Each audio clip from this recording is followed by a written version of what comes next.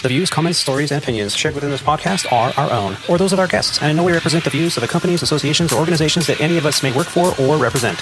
All stories, events, and tales shared within this episode may or may not have happened in the manner in which they were told. They may or may not have even happened at all. The details have been changed to protect the innocent and the guilty alike. This is Squawk Ident.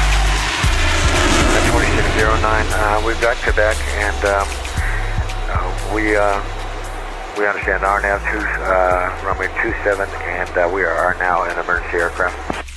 United 2609, Roger, is cockpit secure, and did they try to breach? Cockpit is secure, no attempted breach of the cockpit. United 2609, Roger, and you are declaring an emergency? Affirmative. United 2609, Roger. United 2609, what happened on board, and is person detained? Person is detained, attempted opening of external door, emergency door. That person was subdued and is being detained right now. However, he's not going quietly. He's just laying there with 6 able bodies on top of him. Welcome aboard Flight 131 of the Squawk Ident podcast, recorded on the 29th of March, 2023, from the mobile Aviator Sound Studios, high atop the 4th floor of the Hilton Madison Monona Terrace Hotel in Madison, Wisconsin. Kind of cold out there. On today's flight, we have the honor of being joined in the mobile studios here on the layover by an aviator whose journey began in the Pacific Northwest, when his older brother dared him to take a demo flight after a heated discussion that people with glasses can't fly airplanes. From student pilot to airport lineman to instructor and finally airlines, his experiences led him to piloting Bandeirantes, Jetstreams, Brasilias, MD-80s, 737s, and currently is a Legacy Airlines captain on the Airbus A320 family of aircraft. He's a storyteller, a model aircraft collector, a professional money waster with his performance car and motorcycle hobbies, prone to collecting almost anything if left unsupervised. Here to share his journey in aviation with us, please help me in welcoming Captain Dave Buchmiller to the podcast. Dave? Hey, John, it's great to be here. Thanks for having me. Thank you so much for agreeing to do this. I've bribed many a captain to join me on a layover to record some audio for this podcast adventure that I've been on in the past few years. And this is not the first time we've flown together. Yep. And from my recollection, the last time we flew together, we laughed a little bit too much. Yes. And sterile cockpit was bent a little bit. I mean, sterile schmerl. I mean, it's over, right? Telling jokes and stories. And I just thought you were a fantastic storyteller.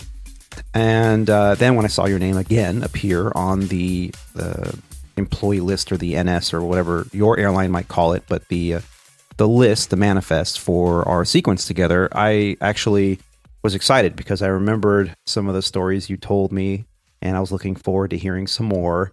And yes, we've had some pretty heated discussions over the last few days of flying together about what the industry is producing right now. Yes. And, after a little bit of bribing and convincing, it didn't take that much. You agreed to be here. So thank you. Well, I'm very happy to be here. And yeah, it's interesting to be able to contribute something to the aviation world, such as it is, or community, or whatever we want to call what's out there right now. So very glad to be here. Yeah. And our trip together has been not too overwhelming. It's a 4-day trip. It's a 4-day sequence. We started out in Ontario together over at Legacy Airlines, flying out of Ontario on the first day. Was kind of tiring, if I recall. Tiring. It's I think that day was touching 7 hours block, 6:57 block. Yeah. And then yesterday was a little over 6 again. Today's not so bad. It's going to be around 5, and then tomorrow is going to be another 5.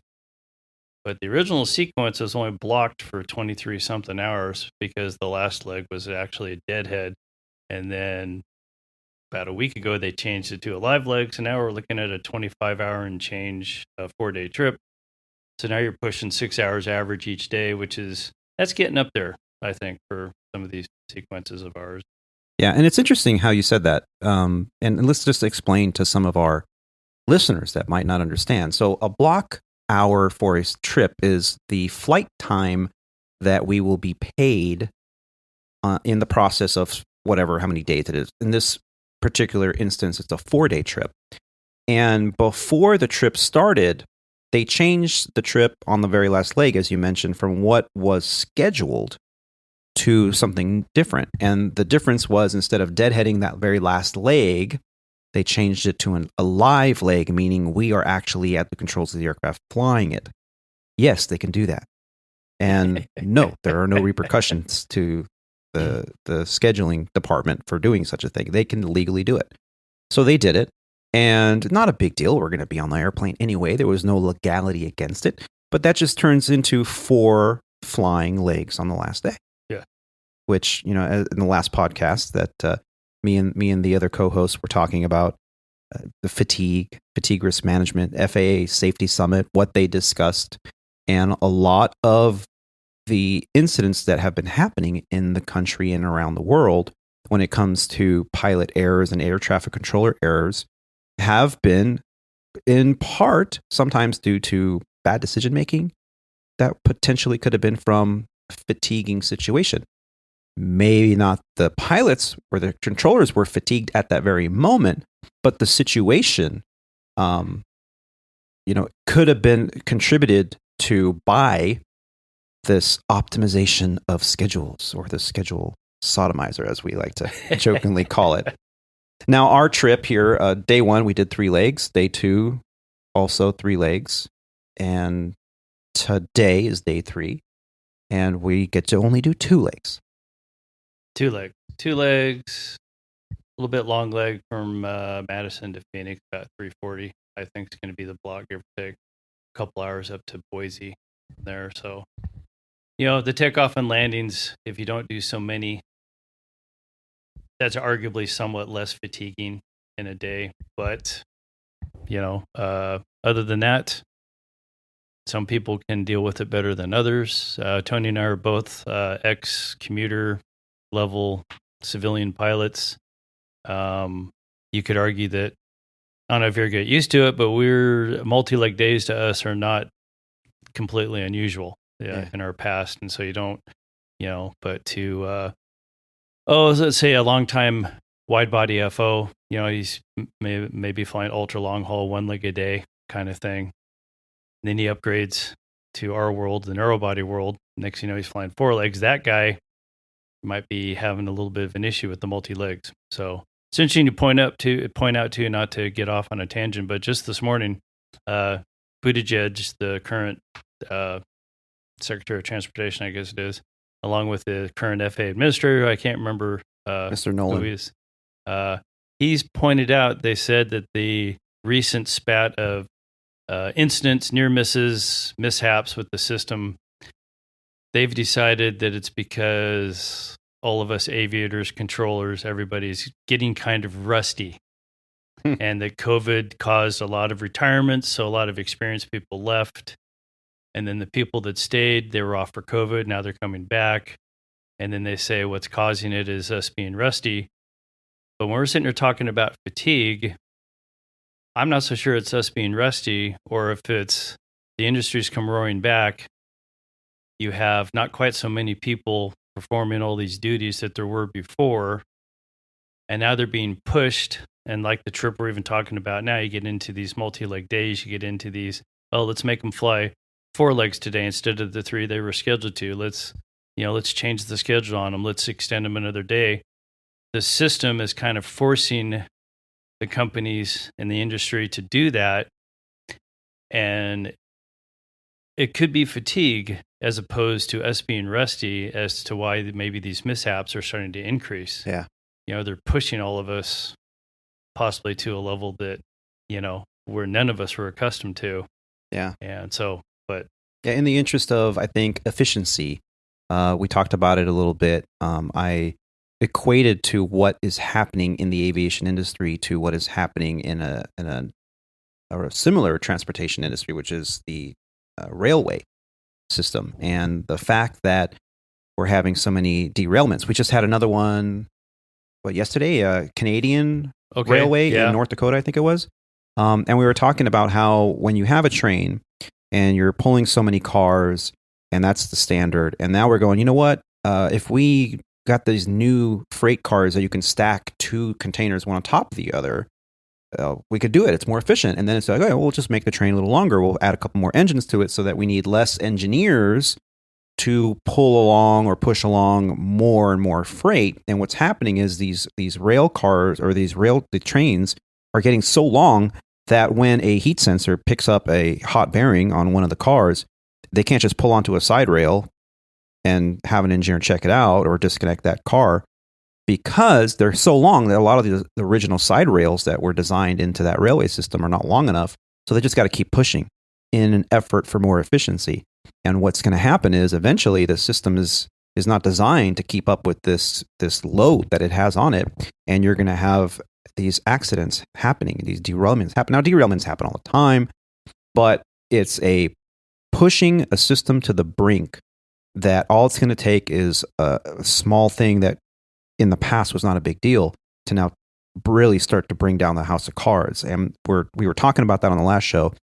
And again, it's just something that's in the news. It's again a topic that most of us aviators out on the line, when we're flying along, we want to talk about something. It's the current events, right? It's the current events of the day. And our system, whether that be pilots, flight attendants, rampers, mechanics, air traffic controllers, it's all being pushed to the brink of this post-pandemic recovery. We were walking in Charlotte the other day, and you couldn't walk in the terminal. I was like, and I think it was they're adding, said and the they're fire adding, marshal should they're shut it adding down. terminal space. Yeah, and they're adding. I believe they're adding a runway in Charlotte also. Yeah, it's like where are they going to put all these people? It's If you have any, I don't want to bring this up. If you have any COVID fears out there, I don't know if I'd be hanging out in the Charlotte airport sometimes. Can you imagine? And not just Charlotte. I mean, so many airports. Yes, it's gotten very... They're just packed. Everyone. It's a spring break right now. Although DFW cracks me up, I have to say, because DFW claims that they have the air so filtered that don't worry about it because they keep it. And then they I think there's signs here somewhere where they say they use this as effervescent blue light to clean off the escalator handrails. Yes. So, it's like, really? The UV light. Yeah. Yeah. So I try not to touch handrails. But let's talk about your journey. It was very interesting, and I really did enjoy hanging out with you here on the past few days on the middle of this trip. We got to share some stories together, and we were laughing so hard. Now, your journey began a little unconventionally. Yes. And when you were telling me a little bit about it, and I didn't know this about you. Well, see, I had a convoluted childhood. We'll just leave it at that. If you want to call it dysfunctional, whatever it is, that's kind of what you would call it. And I'm not a depressed person. The FAA doesn't like to hear that, but I was probably the depressed, whiny, know-it-all teenager. And quite literally, as Tony pointed out in the introduction, I'm moping around the house. And my older brother, who at the time was my caretaker, again, through just a convoluted family history that takes too long to deal with, but he just goes, "Hey, why don't you go out and go take an intro flight, And I go, "I can't go fly an airplane." He goes, "Well, why not?" And I go, "Well, they wear glasses. They don't let you fly airplanes." I mean, literally, I'm this know-it-all kid, 16 years old, barely 16. So he goes, he literally goes, "I will bet you the cost of your private pilot's license that you can go fly an airplane with glasses." So I literally am going to go disprove him. I get in my car, such as it was, and I go down to rent an Aviation in the Seattle area, south end of Lake Washington, for those of you unfamiliar. There's Lake Washington just east of Seattle, for those of you, again, that aren't up there. And I go down there. Sure enough, I go out in this. The guy takes me up, flight instructor takes me up, do a couple of turns, and I wasn't too sure about it. I mean, if I had to, this may sound a little funny to some aviators out there, but I'd call myself a reluctant pilot. I wasn't like, "Woo, this is so much fun, I got to do this again."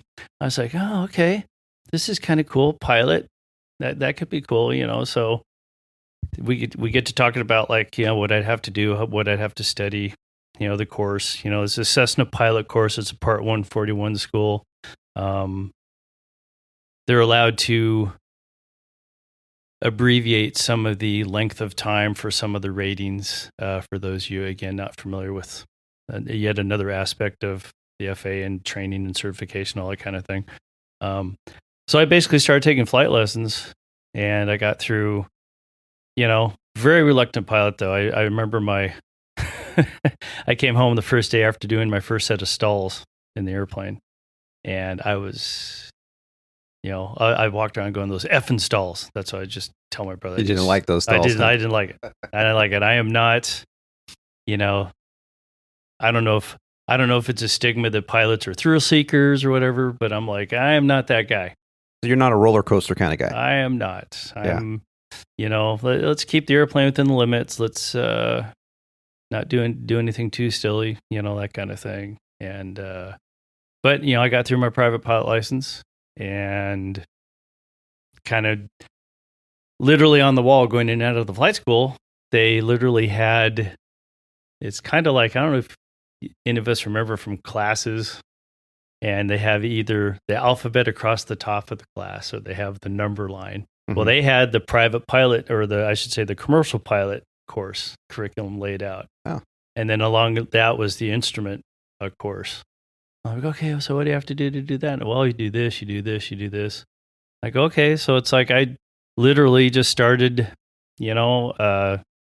taking those lessons, and my family at the time was less than enthusiastic. They were not going to, people that fly airplanes, that's just for fun. That's just a hobby. You're not going to make a living, or that's not serious. So they weren't going to help me pay for any of that. They'd help me. I was in school to be an accountant at the time. And I just went, well, if they're not going to help me pay, then I'm going to have to either go to community college, which is cheaper, because the airlines want college. At the time, they wanted college. This is 1983, 84, 85 timeframe. And so I just started, I got a job as a lineman at an FBO, a fixed base operator, basically an airplane gas station, for lack of a better description. And so I did that, earned some money, take some lessons till I ran out of money, rinse and repeat, get through the instrument rating, get through the commercial rating, get through the flight instructor rating. And then I got a job at the flying club that was actually next door to where I was pumping gas. And that place was run like a used car lot, really, to say the least, because if you don't work for a regular flight school, and I can't, this is 30 something years ago, of course. So there's aviation academies, I'm sure. There's flight schools, and then there's flying clubs. And a flying club is more like a club. So there may or may not be some instructors on staff to check the members out in the airplanes, to keep people current, whatnot. And they probably will offer, you can get your license, whatnot, of course. And but it was kind of like, if you wanted to teach in the 172, you had to go buy your 2-hour checkout with the other instructors. If you want to teach in the Baron, well, you have to go pay for that. If you want to go teach in the 210, well, you have to go pay for that. So it was just on and on and on. And but that's what I did. I just about almost 2 years as a flight instructor, about 1,100 hours of instruction. Wow. And yeah, I got my gold seal. If anybody knows what a gold seal is, there you go. Got a gold Yeah, seal. we've talked about that one. So 80% pass rate within 2 years. And you have to be dumb enough to have to take the advanced and instrument ground instructor written, which is basically saying you're going to take the ATP and instrument pilot written again, because that's basically what you do, Yeah. So kind of fun FAA test. And then, so then unfortunately, the twin engine plane I picked, because back the truck up, you have to get multi-time if you want to move on the airlines. It's all about multi-time. Oh, I got to get my multi-time. Right. So I got checked out in the Baron, and the idiot owner of the Baron, about literally a month after I got checked out to fly the Baron, that guy refused to keep the engines at the required TBO, time between overhaul. So, and I can still hear the mechanic and this guy arguing. He goes, damn it, Brad, I'm not going to be rebuild one more of your cylinders. You got to get the engine overhauled. So they had to take it off of charter flying. So, the hope was that not only could I teach in the Baron, but then you get to go out on charters to get some multi-time. Yeah. So there goes that idea. But that was almost another rating for me, because it cost me about $1,500 to get checked out in the Baron. And now I couldn't, the only time I was going to get was as an instructor. Right. So, but over time I managed to get, almost 300 hours. So I was very, very, very fortunate that I managed to just get hired at West Air United Express in California. I just started sending out applications, and they interviewed me. I also got interviewed at Air Midwest, but they didn't like me. I didn't get hired at Air Midwest. Now that's a good, just to ask you a couple questions about that, because that's a lot, I think, of our listeners, all 10 of our listeners. They want to hear about like interviews and things. And now, granted, we understand, back in the 90s, interview processes were different than they are today. The algorithms that we have today are just completely foreign to most of us that were going through in the 90s and the early 2000s to learn how to fly and get interviewed. But the interview let's talk about the differences between the two. Now, you said they didn't like me. That's probably why they didn't hire me. And an assumption, the feeling that you get. What was it about that interview that you think turned them the other way in not selecting you? Well, I think when I went in there, it was very antagonistic. At least that's what it felt like to me. They were very, well, don't you know? Or, oh, well, see if you can explain this or whatever. And I just remembered one of the questions specifically. At one point, they're showing me pictures of runway markings, and they show me a picture of a whole short line. And the guy goes, well, what's this? And I go, well, it's a hold short line. He goes, well, do you care to elaborate? And I'm all like, well, you stop on this side of it. If you go past it, you're encroaching on the runway, but it's a hold short line. You hold short of it. And he goes, yes, but isn't there a certain distance you're supposed to stay away? And isn't there this and that and this and that? And half the stuff he was saying is not written down. Yeah, there is not. You don't go, literally, you don't go past it. Yeah. It's called a hold line. But again, he was trying to generate, I felt like he was trying to generate some. Now, this is also an interview technique in some cases where they'll sit there. They want to see what happens if you get upset. Mm-hmm. So, but it was kind of a constant barrage. It just never stopped. Yeah. No answer was ever good enough. Exactly. Yeah. So I was just like, and I walked out of that just going, you know what? As much as I'm probably not going to even get a job here, it's like, well, I wouldn't want to work here anyway. So what do you think of that? Yeah. Even though that attitude is not the best one to have when you're just starting out, it's like, hey, right. But yeah. And the other one, so that was with Air Midwest, right? Air Midwest, yes. And so, but the other interview that you got, where you finally got that job, yes. How did that interview differ? Well, they asked me, how do I put this? Regular questions, and there was 2 or 3 people. It wasn't just one guy, and it like they always know the airplanes you're flying around in. Though that's one thing I would say when you go into an interview. If you say that you like, I taught in Barons, and I didn't even know this at the time, but one of the interviewers, she used to work for Beechcraft as a salesperson or whatnot. So she's asking me about the Baron. She's asking me, and I think I vaguely remember about the fuel tanks.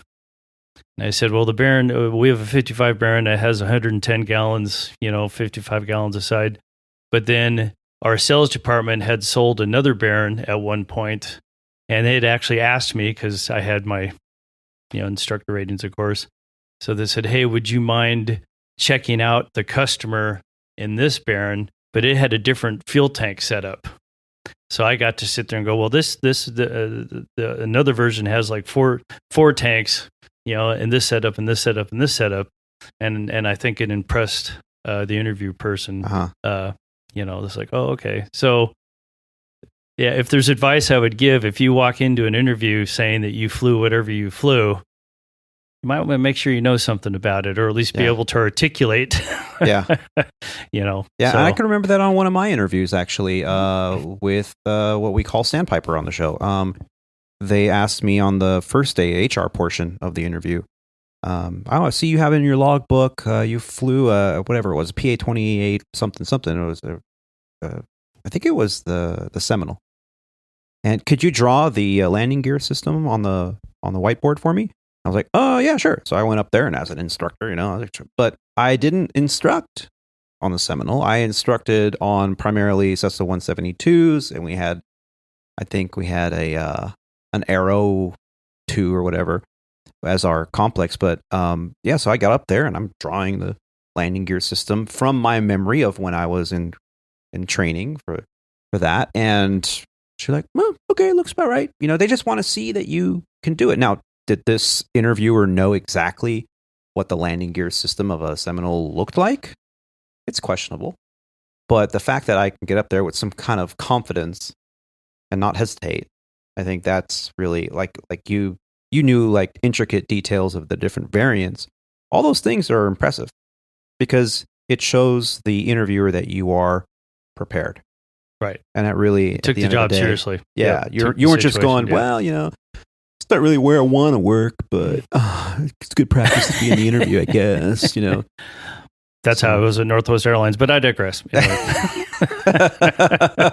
we're going to get to. Yeah. So you ended up flying at a regional carrier in, what was that, 1989. Oh, 89. February of 1989 is when I started And at West Air United Express. Back in the heady days when the planes had propellers. Y'all remember that? Yeah. Turboprops scare the hell out of me. That's another side note. But so you were flying a Bandeirantes first. And that is pretty intimidating. How many people does that hold? Well, we had two versions. We had a 15 and a 19 seat Bandeirantes. So that was a non-flight attendant and not pressurized. And non-pressurized. And not to ruffle the feathers of whoever I might ruffle, but it was teasingly called the Mexican King Air. Bandeirante, yeah. Because it's not pressurized. And it makes people chuckle when you when you put the gear down, your pant legs would start flapping from the air coming up through the bottom of the airplane. Oh, really? Yeah. So, and it was always a fun ride because we only went to about 8,000 feet, because we're unpressurized, of course. And we're going into LAX. So we're going to Fresno, LA. So imagine going to LA and you're trying to descend. Now, this is in the days, too, before we had the RNAV arrivals and that kind of thing, although I don't think non-turbojet airplanes have to do our nav arrivals even into a place like LAX. But having said that, we're limited to 1,000 feet a minute climb and descent, because we just can't. You can't. It just doesn't do it. Yeah. And then think about the Santa Ana winds in the wintertime over the Southern California mountains. Yeah. We used to call it the shake and bake route coming from Fresno to LA. So because you get your butt kicked going over the mountains, descend into LA, and it's like 90 degrees because of the Santa Anas. It's just like, fun times. Yeah, best forward speed, please, till 2 mile final. That's it. That's what we did. There you are screaming down, and meanwhile, you're some jet airplane behind you is like, God damn, these guys. That's what some MD-80 captain saying. These damn actually. Well, see, now West Air also we had Shorts Brothers airplanes, the Shorts 360s. I never flew that, but that was a giant boxy airplane for those of you unfamiliar. Giant turboprop. I believe it held 55 passengers, but don't quote me on that. Anyway, we were going into San Fran one time, and United's in front of us, and we're behind United. And the tower goes, United follow, United Express Shorts. And he goes, you got him in sight? And the United goes, well, I had him just a second ago, but he must have pulled off into a trailer park somewhere. Because the joke was the Shorts brothers look like a giant Winnebago with wings. Yeah, it did. So like this United guy just says that, and I'm just going to go, oh my God, There's always a comedian. Exactly. Yeah. So how long did you fly that? I flew the Bandeirantes for just about a year, and then I upgraded on the Jetstream, and another humble recommendation, which I'll possibly elaborate on later in this interview, but when I upgraded to the Jetstream, I went from right seat banded to the left seat of the Jetstream. Airplane I'd never flown before. Mm-hmm. So note to kiddies, I'm not saying that we're all a bunch of heroes. You can do anything you put your mind to, but it is a pain in the ass to both upgrade and learn a new airplane at the same time. Yeah, it is a challenge. But that's what I did. And that check ride was kind of a nightmare, and not from the standpoint that I was having issues, but the designated examiner for West Air was unavailable. So we had to go with an FAA designated, like an actual FAA guy. And my check ride was just under 4 hours long to get through a type ride. Yeah.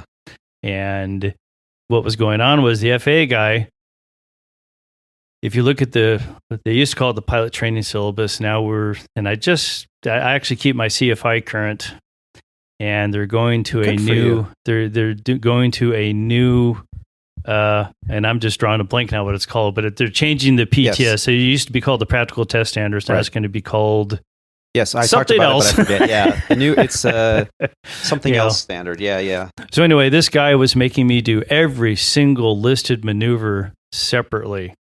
So if it said, as an example, demonstrate, normal airport pattern, he'd make you fly the pattern and land. No approach, no single engine approach, no non-ILS approach. And then, okay, now you got to do an ILS. Now you got to do a single engine ILS. Now you got to do a VOR. Now you got to do a single engine NDB. Now you got to do it's just on and on and on. So, but that was, so on top of all, like I just said about, trying to learn a new airplane and be the captain of it, and then I run into this kind of a check ride. Just, Yeah, and it's interesting because, if you've come up through the aviation training environment in the last probably 10 years, you've probably gone through, if you've done the civilian route, you go to a flight school or a flight farm, and you get all your flight farm. These schools like Embry-Riddle and some of these are like ATP, and they're basically flight farms. And they're from day one. They're training you not to be a GA pilot per se. They're training you to be an airline pilot from day one. Right. The schedule, the training, it's all designed. Well, let's be real. Something like ATP, they're just trying to get your ATP quickly and efficiently. That's it. They're not. You should already know how to do that when you walk in the door. You're just using them to not have to go through an arduous, right. Anyway. So when you come out of these kind of flight farms, as I call them, you go right into, say, a regional airline. You get hired on a regional airline, and you should be equipped to pass the training. But it wasn't like that back in the day. We didn't even have simulators. I mean, especially when you're on a turboprop, you were taking your check ride in the actual aircraft, demonstrating everything out there. And they usually, because the planes were flying during the day, during scheduled operations, so you had to go out and at some obscure airport out there over some practice area with an examiner in the left seat, and you're sitting there, new hire or new on the airplane, or vice versa, you in the left seat and the examiner in the right seat, and you're demonstrating all the stuff that we now do 100% in the simulator. Yes. In the actual aircraft. Yes. And that I've always found that really interesting. Now, earlier you mentioned that, that what they call it now, the PTS, and as a CFI, an active CFI, it's now called the ACS. That's right. Yes. Yeah. So from PTS, the transition started in June 15th of 2016. The ACS adds task-specific knowledge and risk management elements to each of the PTS areas of operation and task. The result is an integrated presentation of specific knowledge, risk management, there's the key, and skill elements for each task. Now, the risk management portion, we've talked about this on previous episodes. We are adding the human factor into passing a certification. Before it was, hey, if you can perform the tasks as outlined in the practical test standard, and you can command the aircraft as such, whether or not you're an asshole or belong mentally stable, belong behind the controls of an aircraft, was not tested. And the ACS now incorporates those kind of evaluations. And we talked about too, scenario-based training is also taking us down the same kind of road. They're trying to integrate all these elements into kind of a cohesive theoretical learning process, I guess. Yeah. So here you were, you upgrade, you're taking your check ride in the aircraft, not in a simulator. Yes. For 4 hours. Yes. That's a lot of fuel. Yes. And we had to stop for fuel.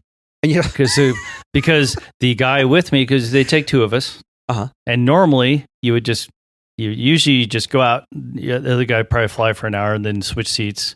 You fly for an hour with the instructor dude and then you're done. But in this case, they did me, so to speak. And then we had to stop for fuel. And then I had to sit in the back of the airplane for about another 3.5 hours so my friend could do his check ride also. Yeah. So we literally spent the entire night doing a check ride for two people. Wow. And just because, the normal examiner guy was not available. But that's what can happen out there. You just, it's... That happens at the airline too, though. Sometimes you show up for your recurrent or whatever, or maybe this is you're new at an airline and you've gone through your training and you show up for your loft scenario or your maneuvers validation, whatever they call it at your airline. And all of a sudden you go, "Hi, I'm with the FAA and I'll be observing your check ride today." And you're like, "Oh shit!" As if there was not enough pressure. Now I got to have this knucklehead out there in a Hawaiian shirt, judging and evaluating at my every move. And they're there not just to judge and evaluate. Oh, they're there to help. They're there to help. If it's anything I can do to help. They're also there to evaluate your instructor too. So if that's any consolation. Yes. So you survived. I survived. Apparently. You survived. You got your fourth stripe. Yep. And now you were Life was around. good. Life was good for about a year and a half. Life was good for about a year and a half. And then this would have been early 90s. Economy starting to falter a bit. Airlines having difficulties. We start furloughing. And Dave gets kicked out of his captain seat. In fact, I'm just remembering a story. Or displaced. Let's not mince words because kicked out. Okay, I'm thinking, what did you do? I was kicked out. What did you do? I was kicked out. Just rat bastards. I was kicked out. No. This is no exaggeration. So I've just found out that I am in, we pilots, we can see a furlough coming. We can see a downsizing coming, whatever it is. And at least for me, you kind of pretend it's not going to happen. Yeah. So you finally get the word, and I got the word on, it was either my birthday or the day before my birthday. Right. This is no lie. So I said, okay, I'm getting displaced. Damn it. So we're flying, and then that night on layover, my wife calls me, and our house has been robbed. Our first house we lived in, we've been robbed. We've been cleaned out stem to stern. Now we had next to nothing at the time, but yeah, we were completely cleaned out. Completely robbed. I'm like, oh, that's great. Okay, blah blah blah. Flying into LAX, first flight out of Fresno in the morning. So I'm on final, and both of my hydraulic gauges in the Jetstream. What happened was, we go to extend the flaps from mid flaps to full flaps. I can't remember what all the numbers are these days, but in the Jetstream, if the flaps stop and then retract to the previous level, it's because of a hydraulic pressure issue. They auto correct themselves to the least drag where they were. So we go to put the flaps down, flaps don't work. And I'm like, oh, that's unusual. And we look down at the hydraulic gauge, and both of my hydraulic gauges are zero, no hydraulic pressure. And we just put the gear out. We were going to go to full flaps. The flaps retracted, and it's like, really? Is it the gauge? We did our checklist, and we decided we had a hydraulic problem because we didn't have any hydraulic pressure. So I elected to leave the gear out. We go around in LAX, have to come back around. I want them to roll the fire trucks because, God forbid, we can't stop. Right. Won't stop. We wind up in the grass, and I didn't call the trucks. And then we had to go around with the gear out, so I didn't want to retract the gear, because, So we come back around, land, and it was real because we stopped, and the guy goes, ground control goes, can you guys taxi clear? And I go, okay. And I go to turn, nose gear won't turn. I got nothing. And the plane starts rolling. And the brake pedals, I got nothing. So I had to reach down and get the emergency brake again to stop the plane. I go, hey, got to come tow us. So all that happened. House robbed, getting displaced, and a hydraulic emergency in the span of less than 24 hours. The trifecta of bad. Gotta love bad. it, you know. Yeah. So anyway, that displaced me out to the Brasilias. So I had to be a Brasilia first officer for several years at West Air.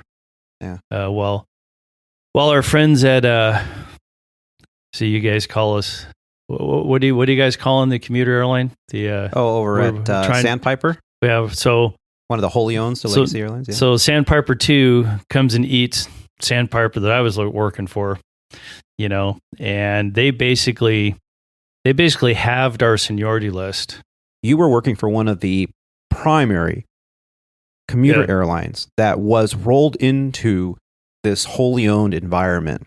Yes. And it was 6, I think, certificates that were rolled into one. At that time they had, I believe they had 6 different. Counting the airline I was at, I think they had 6 different companies. There's Great Lakes, I think. Was Great Lakes in there? I think so. And then us. Well, they just bought us, and so you were a part of the. And so am I allowed to say who because they're a current company still? So I don't know if I'm allowed to say what they're. So this larger, I don't even know. Yeah, I guess they were larger regional airline bought us. Okay. Yeah, because we were having issues, to sum it up. And when I say they have the seniority list, they basically furloughed half our pilots in the name of downsizing. That's how I wound up going back to the Brasilia. Okay. And then they did the fun thing where they brought their pilots in at some of our old crew bases and started flying our old routes, among other things. I'm sure that was fun. And then they basically told our union to pound sand as far as scope clause. Oh, yeah, well, that's what courts are for, was kind of their stance. And it went on like that for a while. But then they started getting healthy again, and then it's not so much that they were getting healthy, but this would have been in the mid to late 90s now. 1996 or so, the airlines finally started hiring, and throughout the mid 90s, if you were a non-civilian, I should say a non-military pilot, it was very difficult to get an airline job, to get an airline interview, let alone an airline job. Right. And there was what I'm getting at. There's no movement. You just weren't going anywhere. But then ultimately the airlines finally started hiring. So there was some movement. So I actually got back to my captain seat. And so I started prepping for interviews, because it's originally when this whole circus started, they said, oh, you know what? You'll be a regional pilot for a year and a half tops, and you get your United interview and off you go. I was told the same thing. And I was well, that only took about 8.5 years to get, whatever. So this outfit, because I can say because they're gone now, outfit called Reno Air wants to interview me. And I just sent out a bunch of resumes. I didn't know anybody at Reno Air. I didn't know anybody anywhere. So I called it my resume barf. Every 6 months, you just send out new resume requests. Barf out a bunch of resumes and then see what sticks on the wall. Yeah. The Italian way of interviewing for an airline, just throw a bunch of stuff out there and see what sticks. That's right. So Reno Air interviews me, or they want to interview me, and they already had a reputation. One or two of our ex-Czech airmen at the airline I worked at had failed the Reno Air ground school. Oh. And they had a very notorious training reputation. Very, very hard, very difficult. So here I am. I just got my captain seat back, and I'm like, believe it or not, now here's a jet job. Oh, it's a jet job. I can go fly a jet. But it's like, I did not want this job. I did not want to work for Reno Air, because I'm thinking things like, if I go there, I just got my captain seat back. I can get some more PIC time and pilot in command time, for those not, with the verbiage. And I did not want to go there. So I go, okay, I'm going to use Reno Air as a way to practice, because I may have to talk to United at one day. I may have to talk to Northwest. And this is a way for me to. Yeah. So I go, you know what? I'm going to walk in there. like I own the place, but I'm not going to prepare. You know, I'm not wow. I'm not going to sit there and do, okay, I'm going to get, they used to have this outfit called FAPA, the Future Aviation Pilots of America. I think the guy did it different. Anyway, you can get all sorts of prep stuff out there. Prep material and mock but I said, you know what, I'm going to walk in there and I'm just going to go through the interview as far as I get. And I'm going to see what I'm not good at. You know, did I do the interview well? Did I not know the written test? Did I not know the whatever? Yeah. And Reno Aero basically had to walk in the door and take an ATP written. That was their first thing. And they literally sat you down. They go, you take this written, and they graded it right there. If you didn't pass that test, go home. Yeah. On the spot. So I got through the test and I was like, oh crap. Okay. So now I got to go talk to the chief pilot. So they send you to the chief pilot. And I distinctly remember he goes, so Dave, had a couple of you West Air guys through here. And I'm like, oh God, you know, and he goes, what hydraulic system is the Jetstream entry door on? You know, the hydraulic lift on the door. What hydraulic system is it on? And I go, it's not on any hydraulic system. It's like the jack in the back of a hatchback car. It's a air shock thing, whatever the hell you call that. It's self-contained. It doesn't do anything. He goes, no. Your other guys told me that it's on the B hydraulic system or whatever he said. And I go, no, it's not. It's just it does it on its own. Yeah. And so I'm actually telling this guy that, you know, so you shouldn't go, oh God, what am I doing? You know. So I go through the interview. End of the day, they want me to go back for the sim. Okay. I'm like, oh fuck. So I kind of say that on the podcast. So I'm just like, I just really. So then, as luck would have it, I live in Long Beach. They're using flight safety in Long Beach at the Long Beach airport. It's literally like a 15-minute drive from my house. So there I am. So now they told me, business casual, you're in your suit. You know, we go to an interview, of course, you're in your suit and everything. Business casual for the sim. That's all it did. You know, you don't have to wear a suit. So circumstances were such that my car broke down. Actually, I should say my wife's car broke down. She had to take my car. I had my motorcycle. And what day does it pick? The 2 days a year it rains in SoCal is the day I have to do this sim. So I drive to Long Beach on my motorcycle, full rain gear, suit, helmet, whatever. Get to the front of flight safety. So I'm thinking, okay, I'm going to run up on the porch. I'm going to peel off all my crap. I'm going to throw it in the corner and try to walk in there like a normal person, even though I'm not in a car. So it's just pouring rain. So I get up on the porch, and this guy's up there, and he's smoking a pipe. He's got his pipe out, you know, and this old guy. So I'm starting to take my shit off and stuff, and he goes, "Oh, hey, what you doing?" I said, "Oh, I'm here for an airline interview." And he goes, "Oh, you doing the Reno Air interview?" And I go, "Well, yeah, you know, da da da." And he goes, "Joe Dye, Director of Operations, Reno Air." And I am just a mess. I am just like, seriously, you know? So I walk in the door. I'm like, great, you know, and walk around the corner, and there's the other 3 or 4 victims there, full suits and ties. Wow. I am in Dockers, and I decided to wear like my leather piloty jacket and a polo shirt. Nice. That's what I'm wearing. It's and these guys are all in suits. Right. And I'm just like, well, they came straight from the interview. I'm just like, oh my God, are you kidding me? So this other guy comes around the corner though, and he's got a Hawaiian shirt, jeans, and a piloty leather jacket on. And he goes, "Are you Buchmiller?" And I'm like, maybe. No, I didn't say that, but I said, yeah. He goes, "You're supposed to be here 2 hours ago. Didn't they call you?" And I go, "No, nobody's." I was like, "No, nobody's called me." And he, not kidding, he whips out his phone. He calls apparently the secretary up at Reno, and he goes, "Hey, blah, blah, blah, blah. You didn't?" Oh, he goes, "Come on, we got to go." You know, so I literally have that much time to go, okay, I guess we're going to go fly the MD-80 sim now. And that's what we did. We went in and did the whole MD-80 interview profile from nothing, you know, and it was interesting, but it was I got through it, you know, and somehow I got hired at Reno, and that's what happened. There you go. And how long were you at Reno? I was at Reno for 96 to late 98 was at 3 years, 2.5 years, 3 years. Yeah, and you upgraded relatively quickly. Nope, never upgraded. Got within 12 numbers. Got within 12 numbers? 12 numbers of upgrade.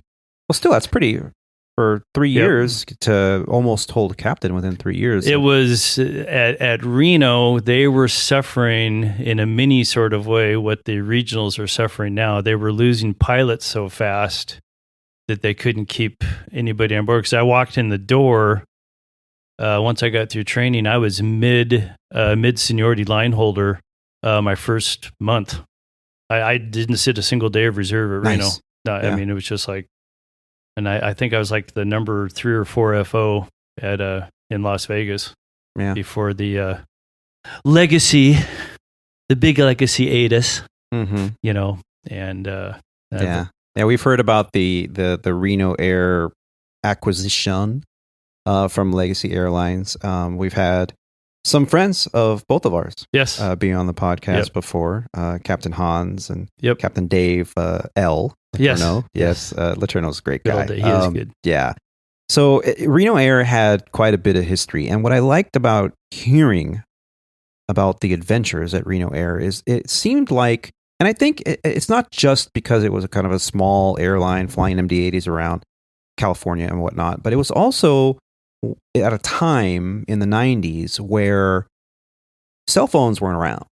At least not with cameras. They were barely around. They were like flip phones and Nokias and you know, Motorola's. I didn't even get a cell phone until I had to sit reserve at American. You had to sit reserve? Yep. At Legacy? At Legacy. I had to sit reserve at Legacy right after the Reno buyout. Yeah. And that is the one and only reason I even got a cell phone. So, because my Reno Air buddies and the crash pad, they all had these. I still remember the Motorola flip phone. Yeah. I was like, pull the antenna. I'm like, as you and I've joked about, not gonna do it. I'm not gonna get sucked in. Not gonna pay for it. Not gonna pay for it. But it made working, and it wasn't just Reno. I was working for a big box wholesale retailer. I can say it, Costco. I used to work for Costco.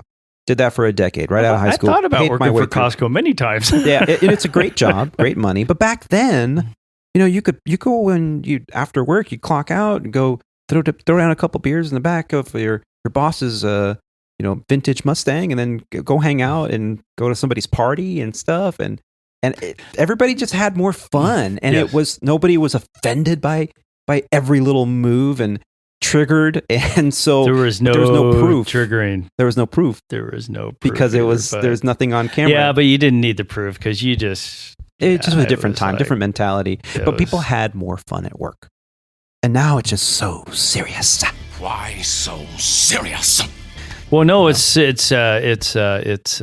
serious, emotionless. You're not allowed to. You know, there will be no laughing. We will not tolerate laughing. If you have not read the book, 1984. In fact, if you do what I do occasionally and go, because I'll hear the flight attendants back there laughing, I'll go, hey, there's no laughing.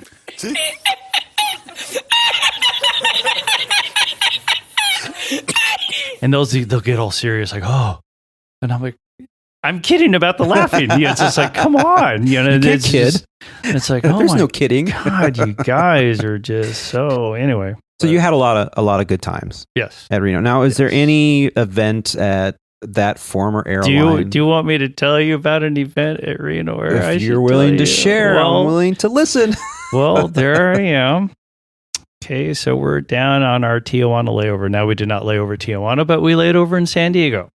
Oh, yes. But we habitually either walked across the border or took the trolley or walked across the border. We walked across the border. Oh, yeah. And we went to this bar. Went to these bars, but this one bar I distinctly remember. The little bit of it I do remember. It was a multi-story bar with a curly Q slide from the third floor to the first floor. And about every 15 minutes, they would pump smoke into the place and you'd ride the slide down to the bottom.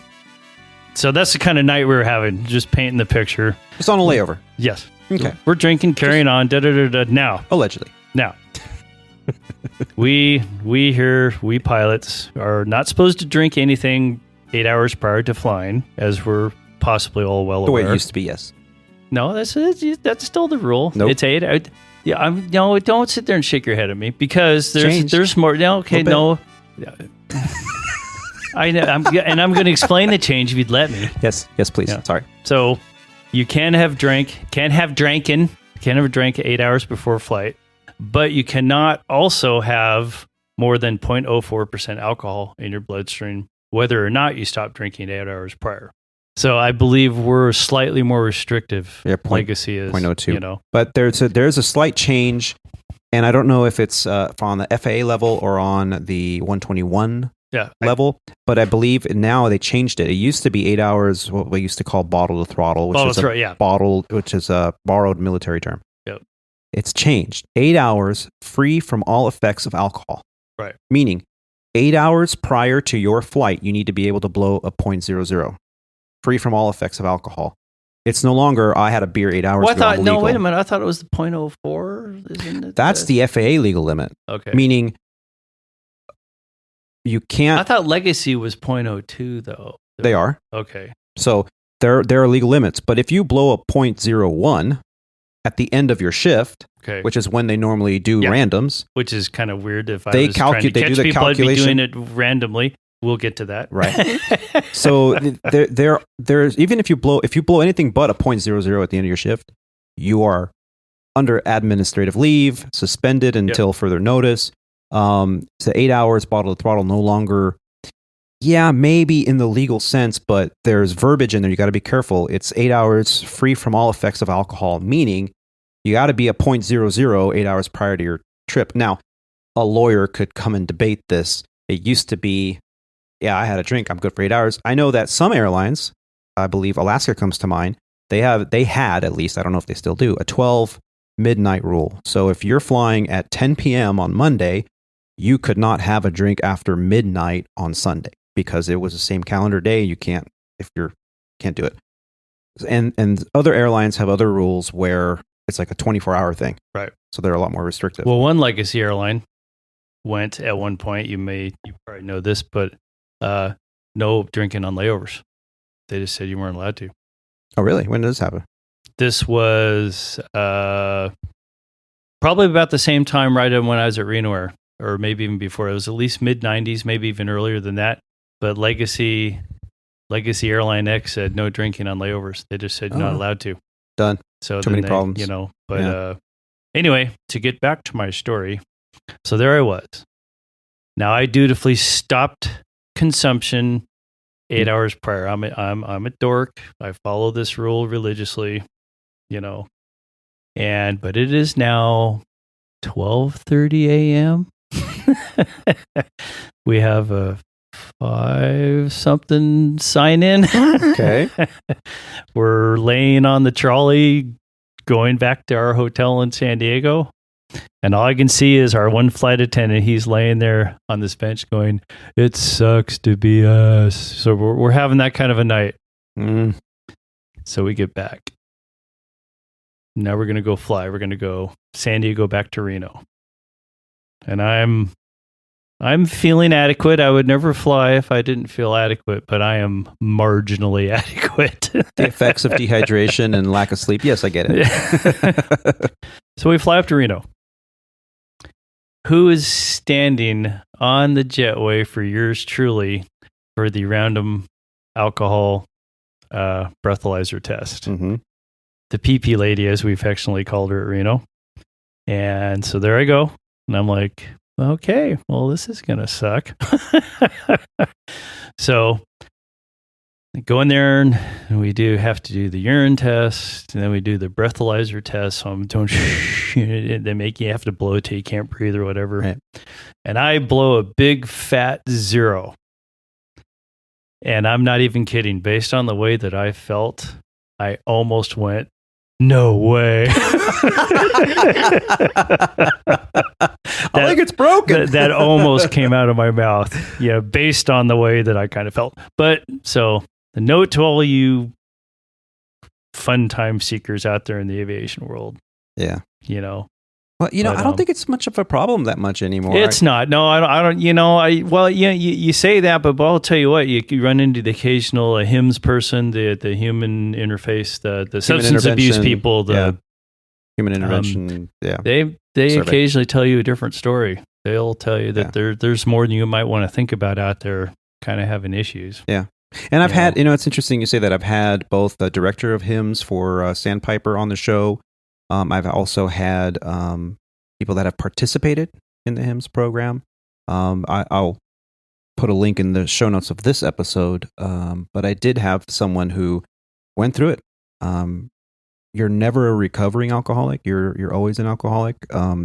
Drugs and alcohol are a human condition, and it is an illness. And if you need help, I will have a link in the show notes for HIMSS.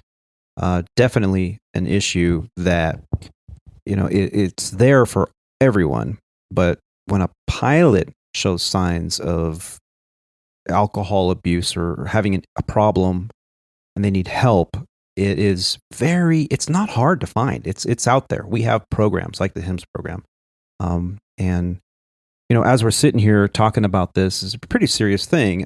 But we joke around about, some of the past experiences we've had. We've all had them. Those of us that have been on the line now for multiple decades, where back in the day, we used to have a lot more fun. And now it's all serious. And there's a lot of truth to that. Yeah. And I think it's because there's so much more transparency now, and everyone's kind of out to protect themselves because everyone's got a movie studio and cameras and internet, and every tweet or message you've ever sent is always and generally recorded. Speaking, liability. The first word out of everybody's mouth is liability. Right. Like, what's our liability? So I think we're all, for whatever you think you're liable for, everyone's running scared. What's going to be my liability? And that's sucked the fun out of life somewhat, I guess, give or take. But thank you for sharing your experiences in the past. We'll be right back right after a brief message from our sponsors.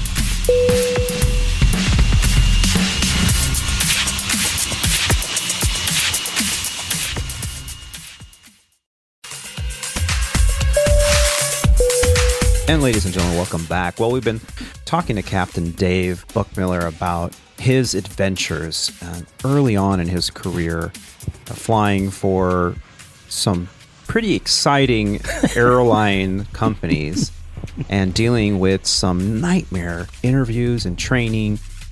But nightmare is a strong word, but we all have experiences. Showing up, with rain, drenched in rain and meeting the director of operations, was it? Yes. Yeah. Just like, really? Hi, I'm your... And about the worst possible presentation state you could probably be in, as far as if you're trying to get a job or whatnot. Yeah. And while we were on this quick break here, we got a notification on the phone here. Here we are on a layover in the middle of a 4-day sequence, and our flight's delayed. So this time that we have set aside to record a little interview here on the layover hotel, we just now have suddenly more time. So that's good. That is good, I think. For now. Let's see what happens with this delay.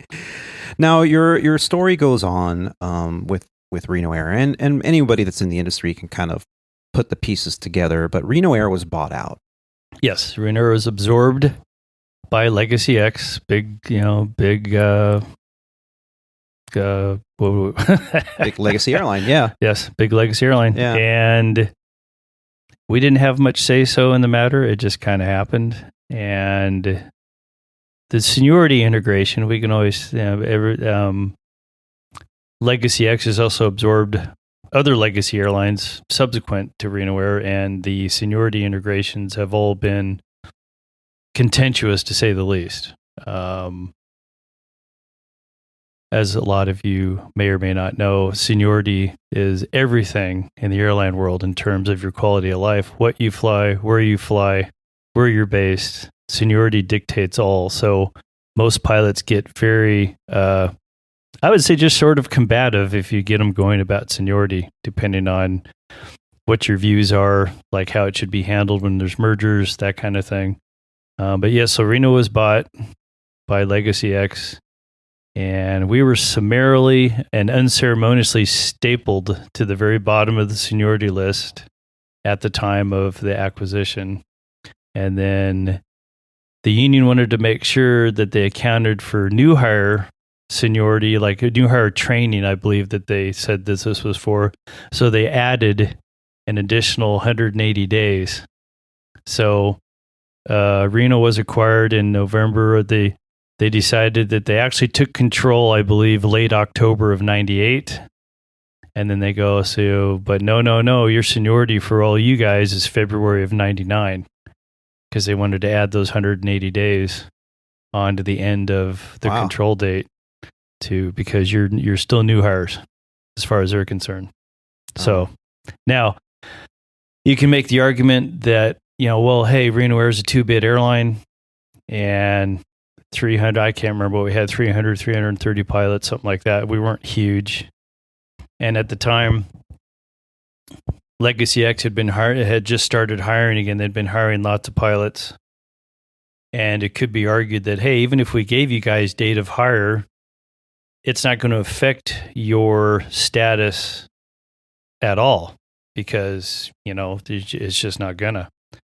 But then I would counter that with and I'm not trying to say I knew everything, but this is exactly what happened. I say that's all fine until you guys merge with another airline with a bunch of pilots that have a mid-1990 seniority date, just like us, which is exactly what happened. Mm-hmm. And now it does matter, So am I saying that there should be absolute positive date of hire? Not really, because that's not really fair. Traditionally, it's usually date of hire with fences. So what they will do is they'll go, okay, so all you guys that are coming over, your seniority is going to be, like in my case, it would have been April of 1996, but it's going to be 5 years until you can bid for whatever equipment, to make it fair to the existing people at the existing Legacy. That's one way to do it. Or you can have what happened to all of us 2 or 3 times over now. You have an arbitrator just go, hey, well, you know what? You guys are here and you guys are there. And, oh, well, you know what? Well, you're still the same percentage. So we're just going to leave you there. Oh, sorry about the 2,000 numbers you just lost, but you're still the same percentage. So that's okay. Yeah, but this is usually a non-aviation person telling you that this is okay. Right. Is exactly kind of. It happened to us a little more than it happened to, am I allowed to say TWA because they're gone? They're gone.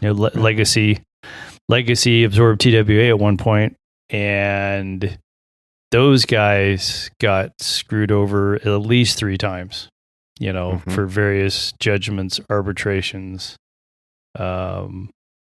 So again, but backing up to my sad story, we just got stapled, at least in TWA's case, half of those guys got at least ratioed in. So they go, okay, they start at the top, 8 American guys, TWA guys, 8 American guys, TWA guy. Oh, okay. They did that for I believe the first half of their list, but then the bottom half was stapled at their time of acquisition or whatever.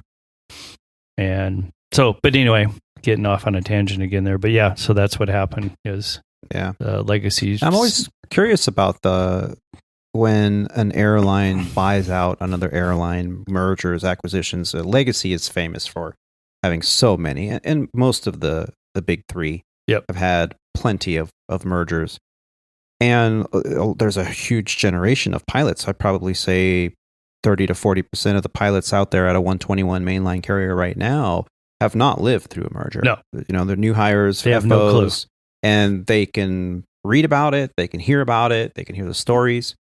But until you've lived through it, and that feeling of unknowing, right? The unknowing of how's this going to affect me? How's this going to affect the quality of my life? How's my career going to be? Or even internally, So merger's done, everything's done, right? And then the airline decides to go, okay, well, that base that's kind of close to you guys. Well, we're going to chop that base in half now. We're going to kick out half those pilots.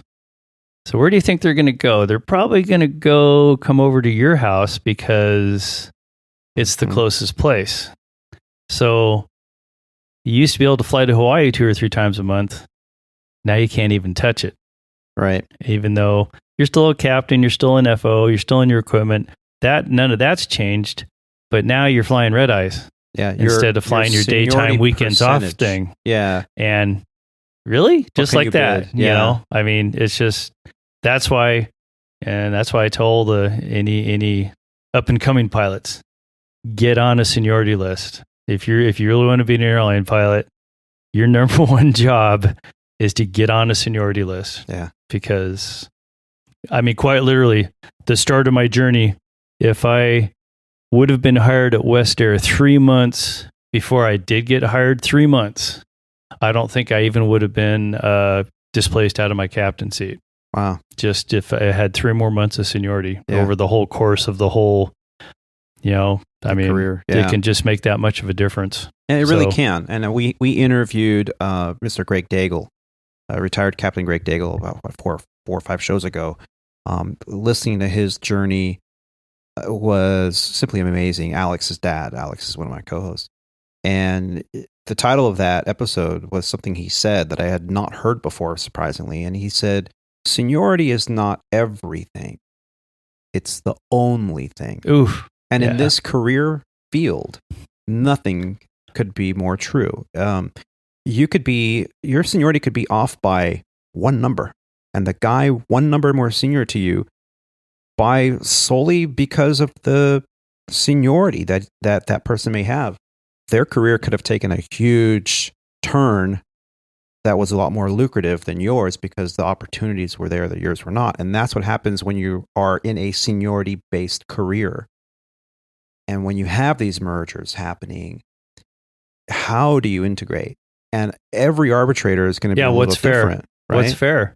So there needs to be I think there needs to be a standard, maybe somehow like, hey, when these things happen, here's the formula.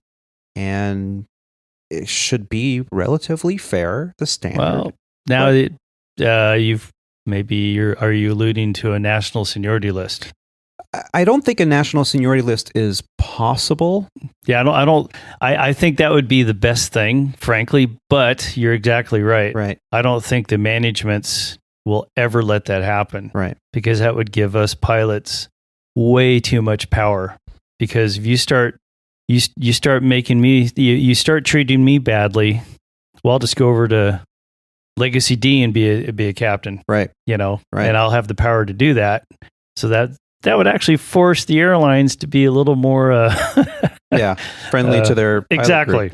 Right. Now the Teamsters unions work very similarly. Like let's say you're a plumber and you're part of this national union, a Teamster union, and you decide you're moving.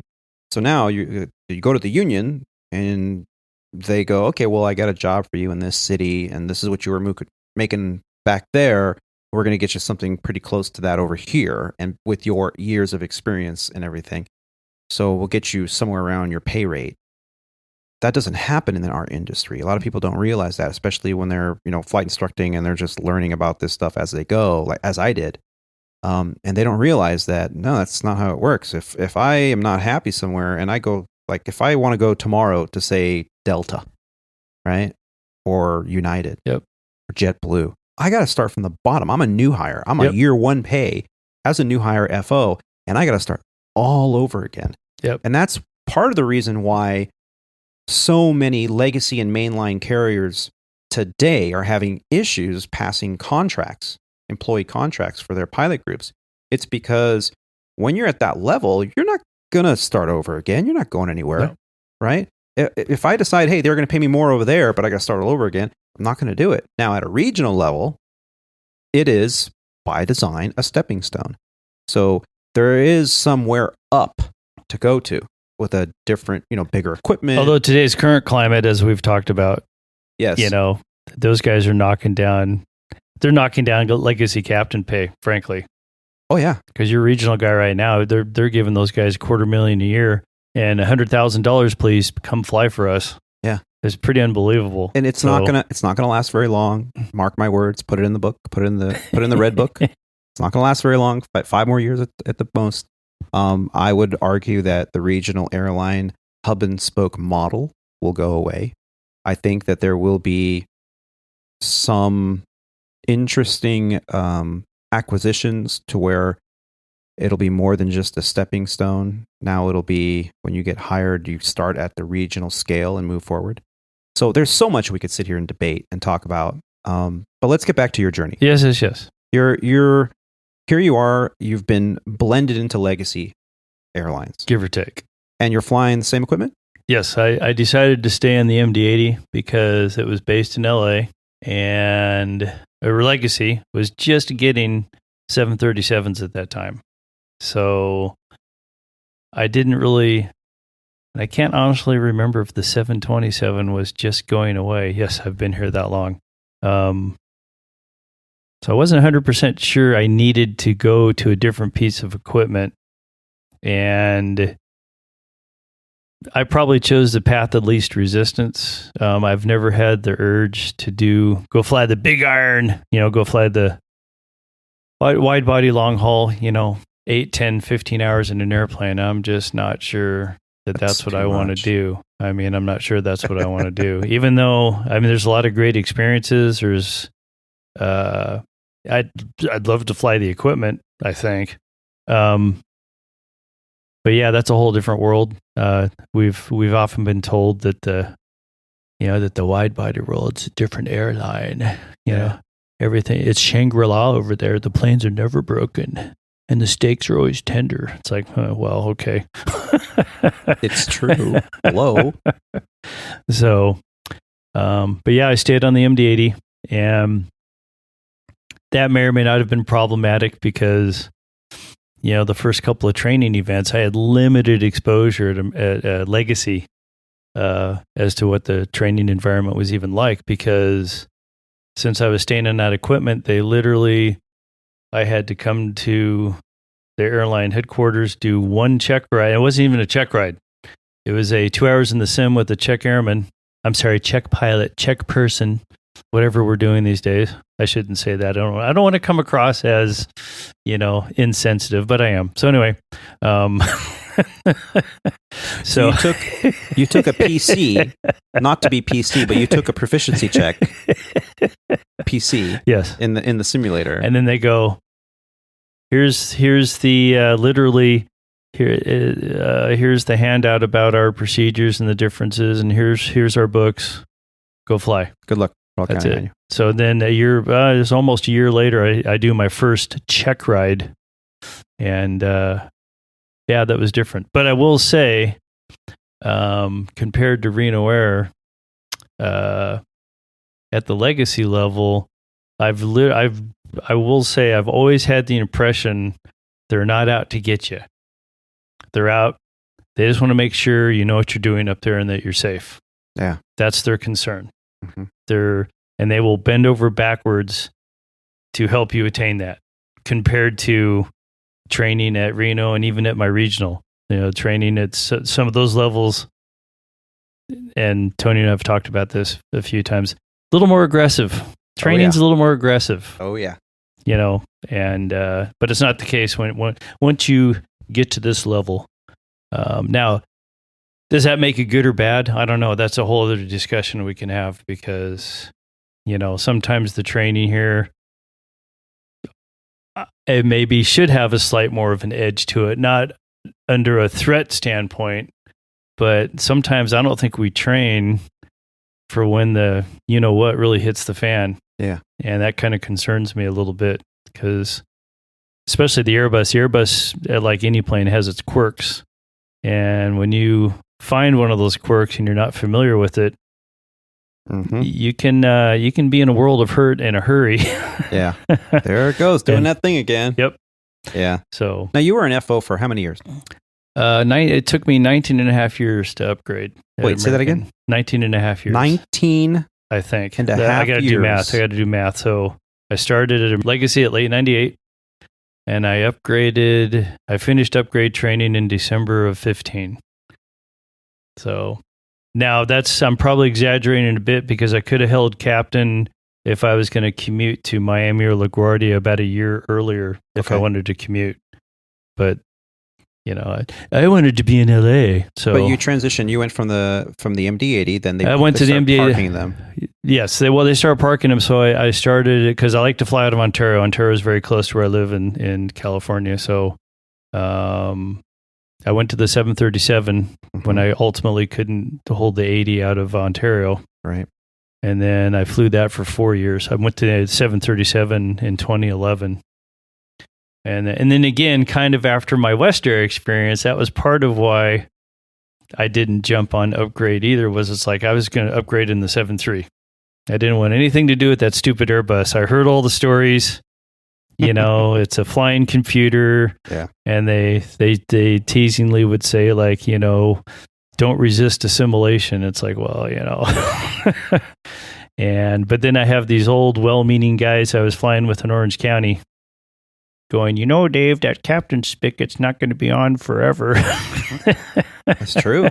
So this guy, he talked me into bidding captain. It was literally the day you had to have your bids in by like 8 p.m. that day, or for for the next cycle or whatnot. Yeah. And I was just like, I don't want to do this, So I remember I had a Seattle layover.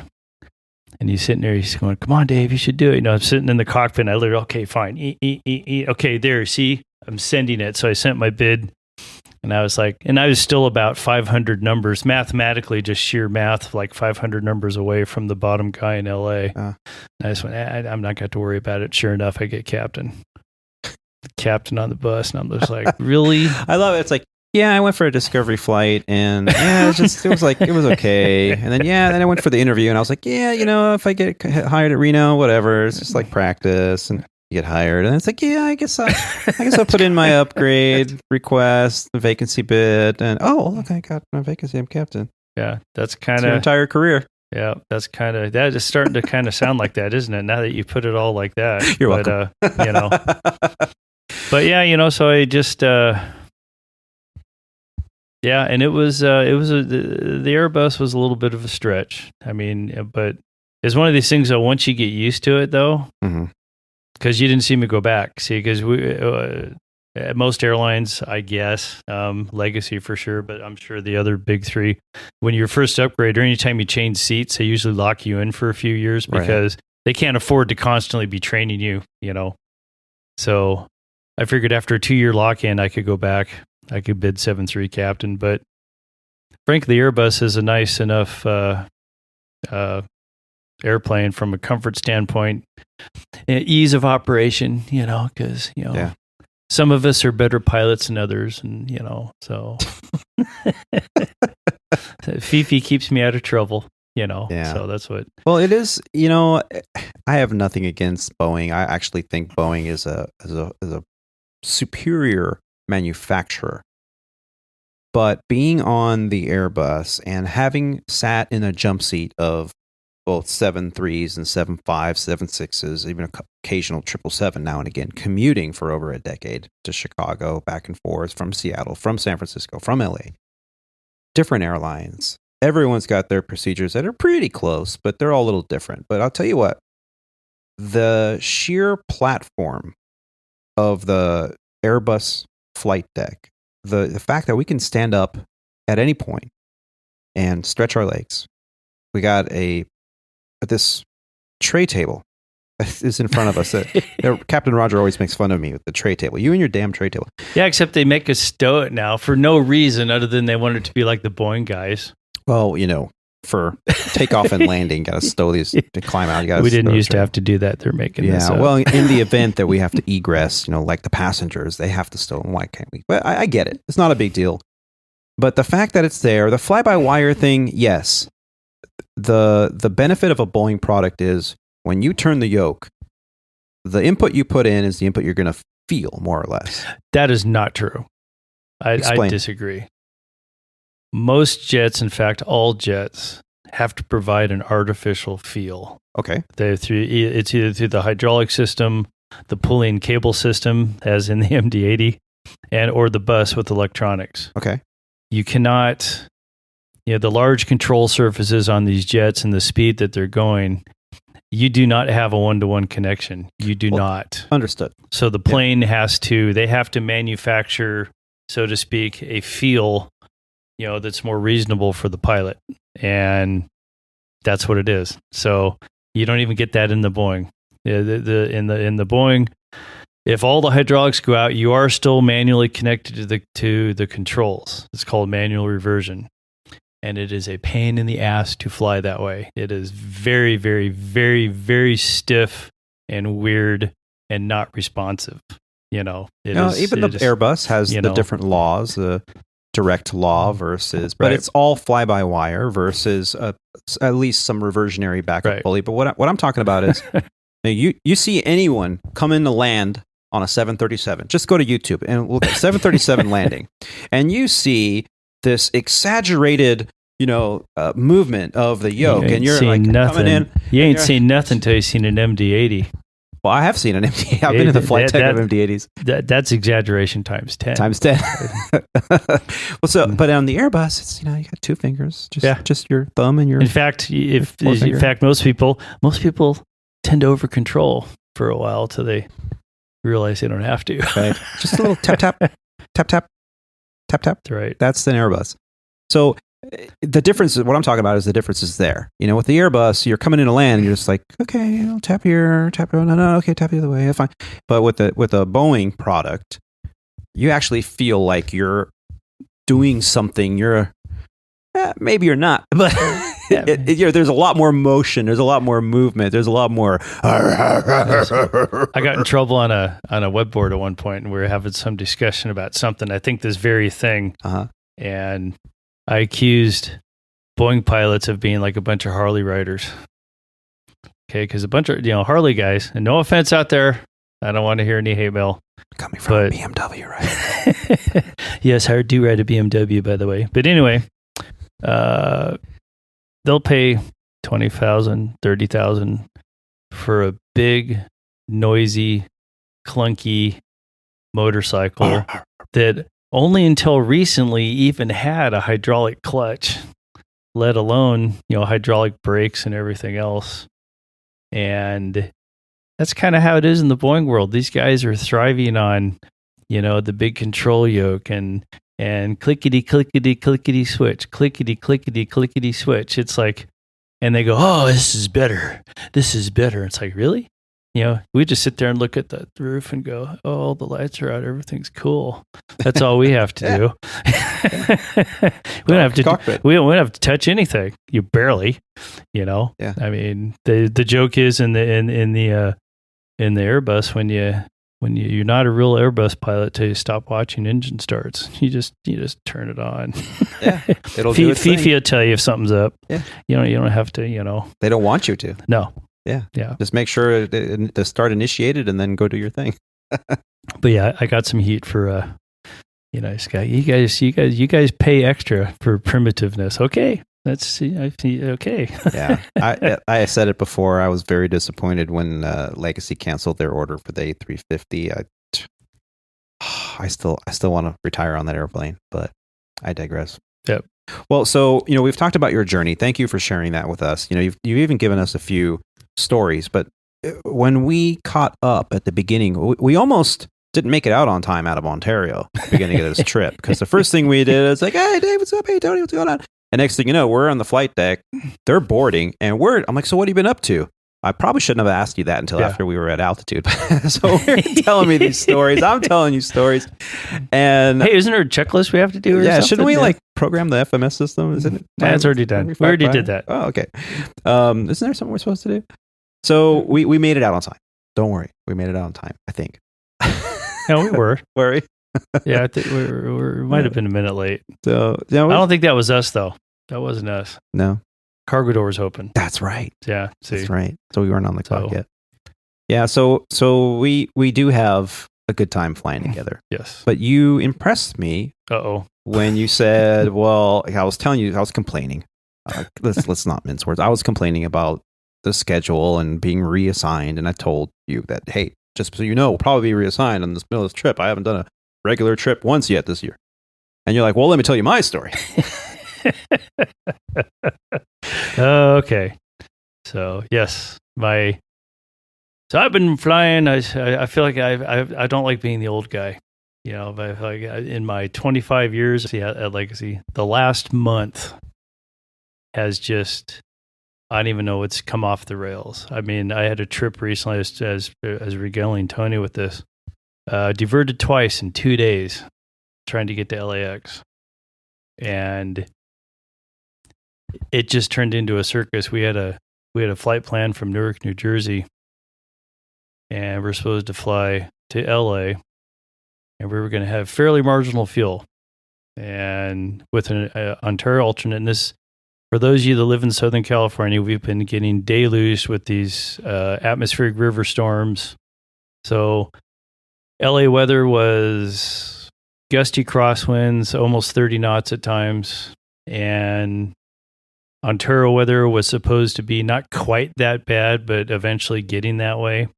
And I was going to have fuel when I landed in LA that was going to give me basically one trip over to Ontario and maybe once around the pattern if we couldn't get in. And that's the amount of fuel I was going to get to LAX with. Yeah, not much. And so we fly all the way to LA, and I'm watching weather get worse and worse and worse. There was reports of severe turbulence, thunder showers developing in the LA area, and we're approaching an intersection called Gable, which is the start of the arrival into LA. And they go, LA's closed for arrival, stand by for holding. Nice. And I'm looking at my fuel, and if I remember it right, I think it said I had like 10 minutes of hold fuel. So we entered the hold, and the guy's giving out to expect further clearance times. And then in the same breath, the controller goes, yeah, these are arbitrary, though. These probably aren't going to hold up. So just so you know. I mean, he's literally telling us, I was like, I'm giving you these times because I have to, but it's going to be a lot longer. Yeah. And then another flight was asking questions, and the controller goes, well, yeah, we sent 5 guys in and 1 guy made it. Whatever that means. That doesn't mean everybody crashed, but they means that they couldn't continue their approach into LA and they had to go somewhere else. Divert. So we like to divert to Phoenix, and I do that, and like 6 guys literally right after me.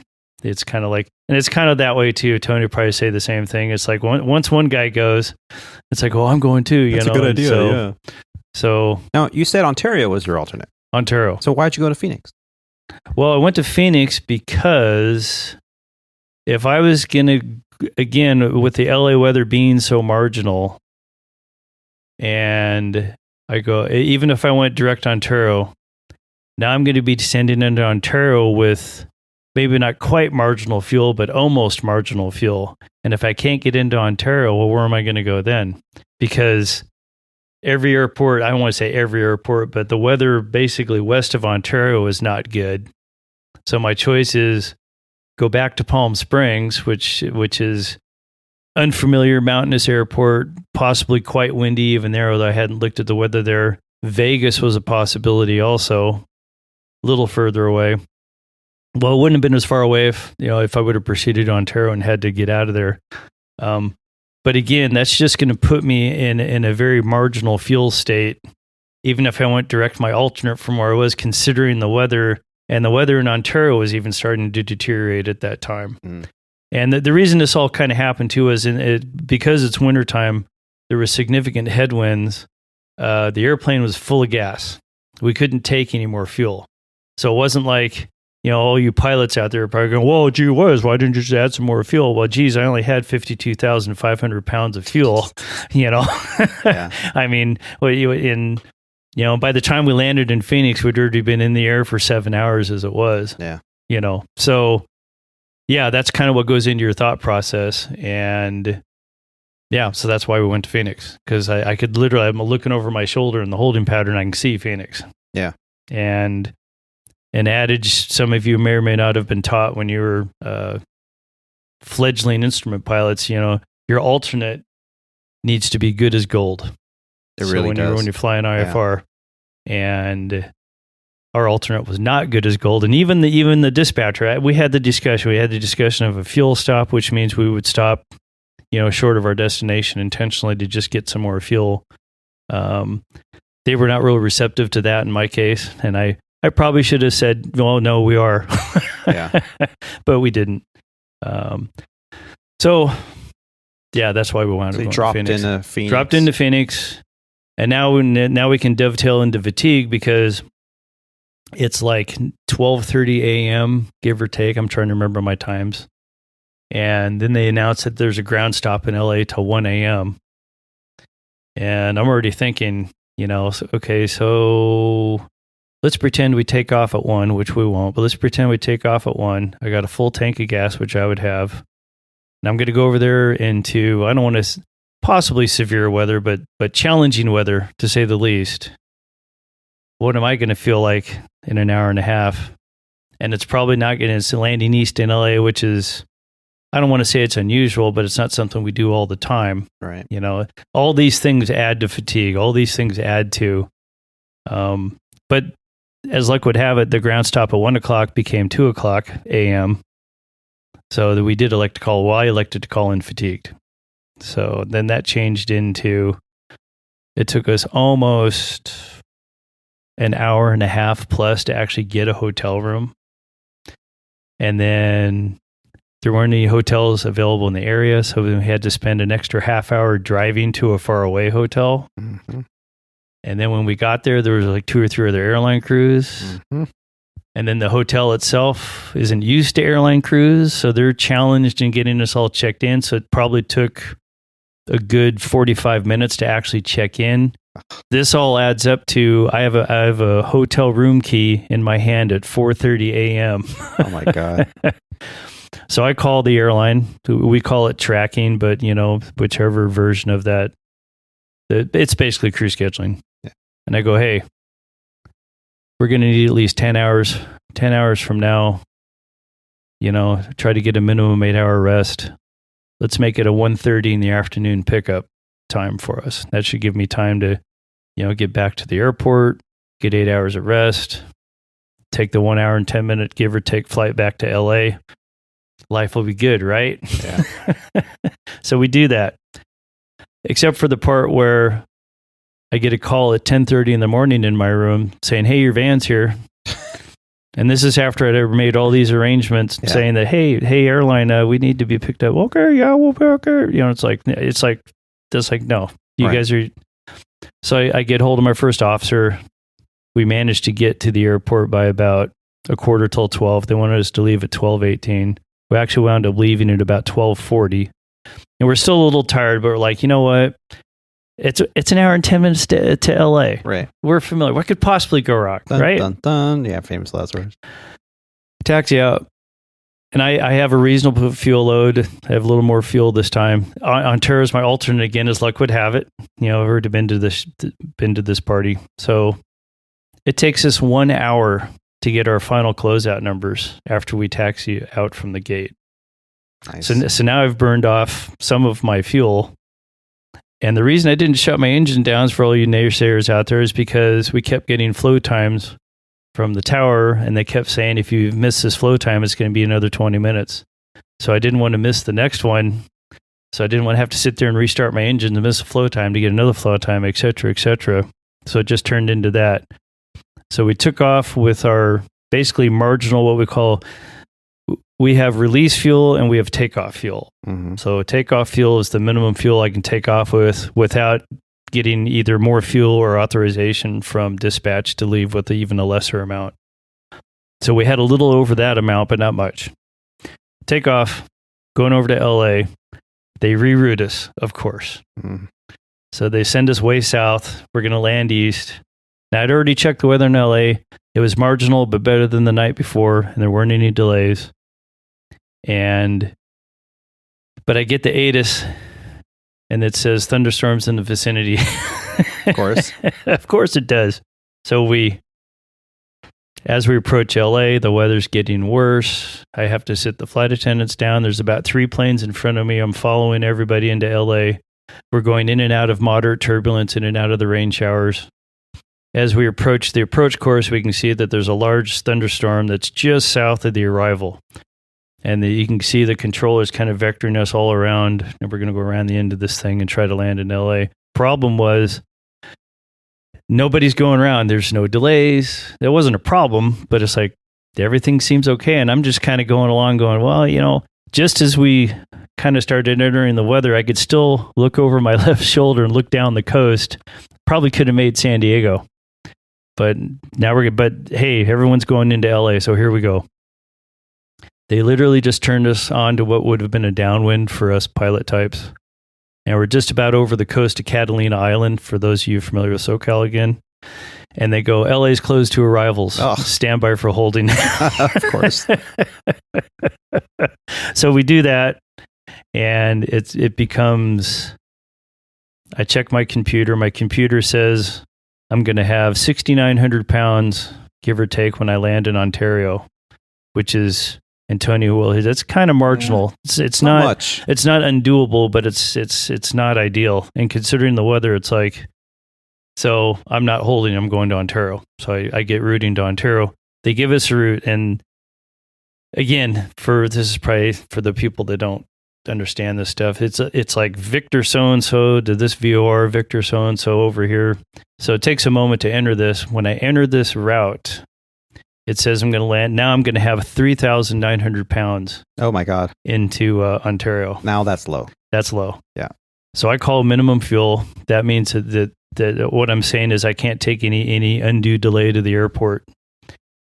And company in front of me, almost in stereo, does the same thing, you know, because they got the same routing I did.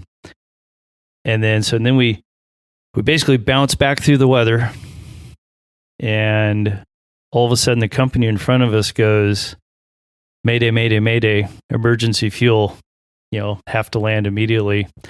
So they turned me away from Ontario momentarily to let them go first. Mm-hmm. Yeah. And I'm still looking at my box, and the box it's flickering between about 37 and 3,800 pounds. And I'm like, okay, if this goes any lower, I'm going to have to do the same thing. Yeah. But then they give me the fix for the arrival, and we go land in Ontario. And now I'm in Ontario. Yeah. So we sit on the ground for almost an hour before they'll even bring the jetway up. They bring the jetway up. Yeah. And then they inform me there's going to be another hour for a fuel truck because of all the other diverts. I only got one truck. Yeah. So I'm sitting there, and then my flight attendants inform me that they're going to legally time out if we don't leave by, and this is, you know, I'm kind of fast forwarding, but this is over the course of 2 or 3 or 4 hours. This is all going on. Mm-hmm.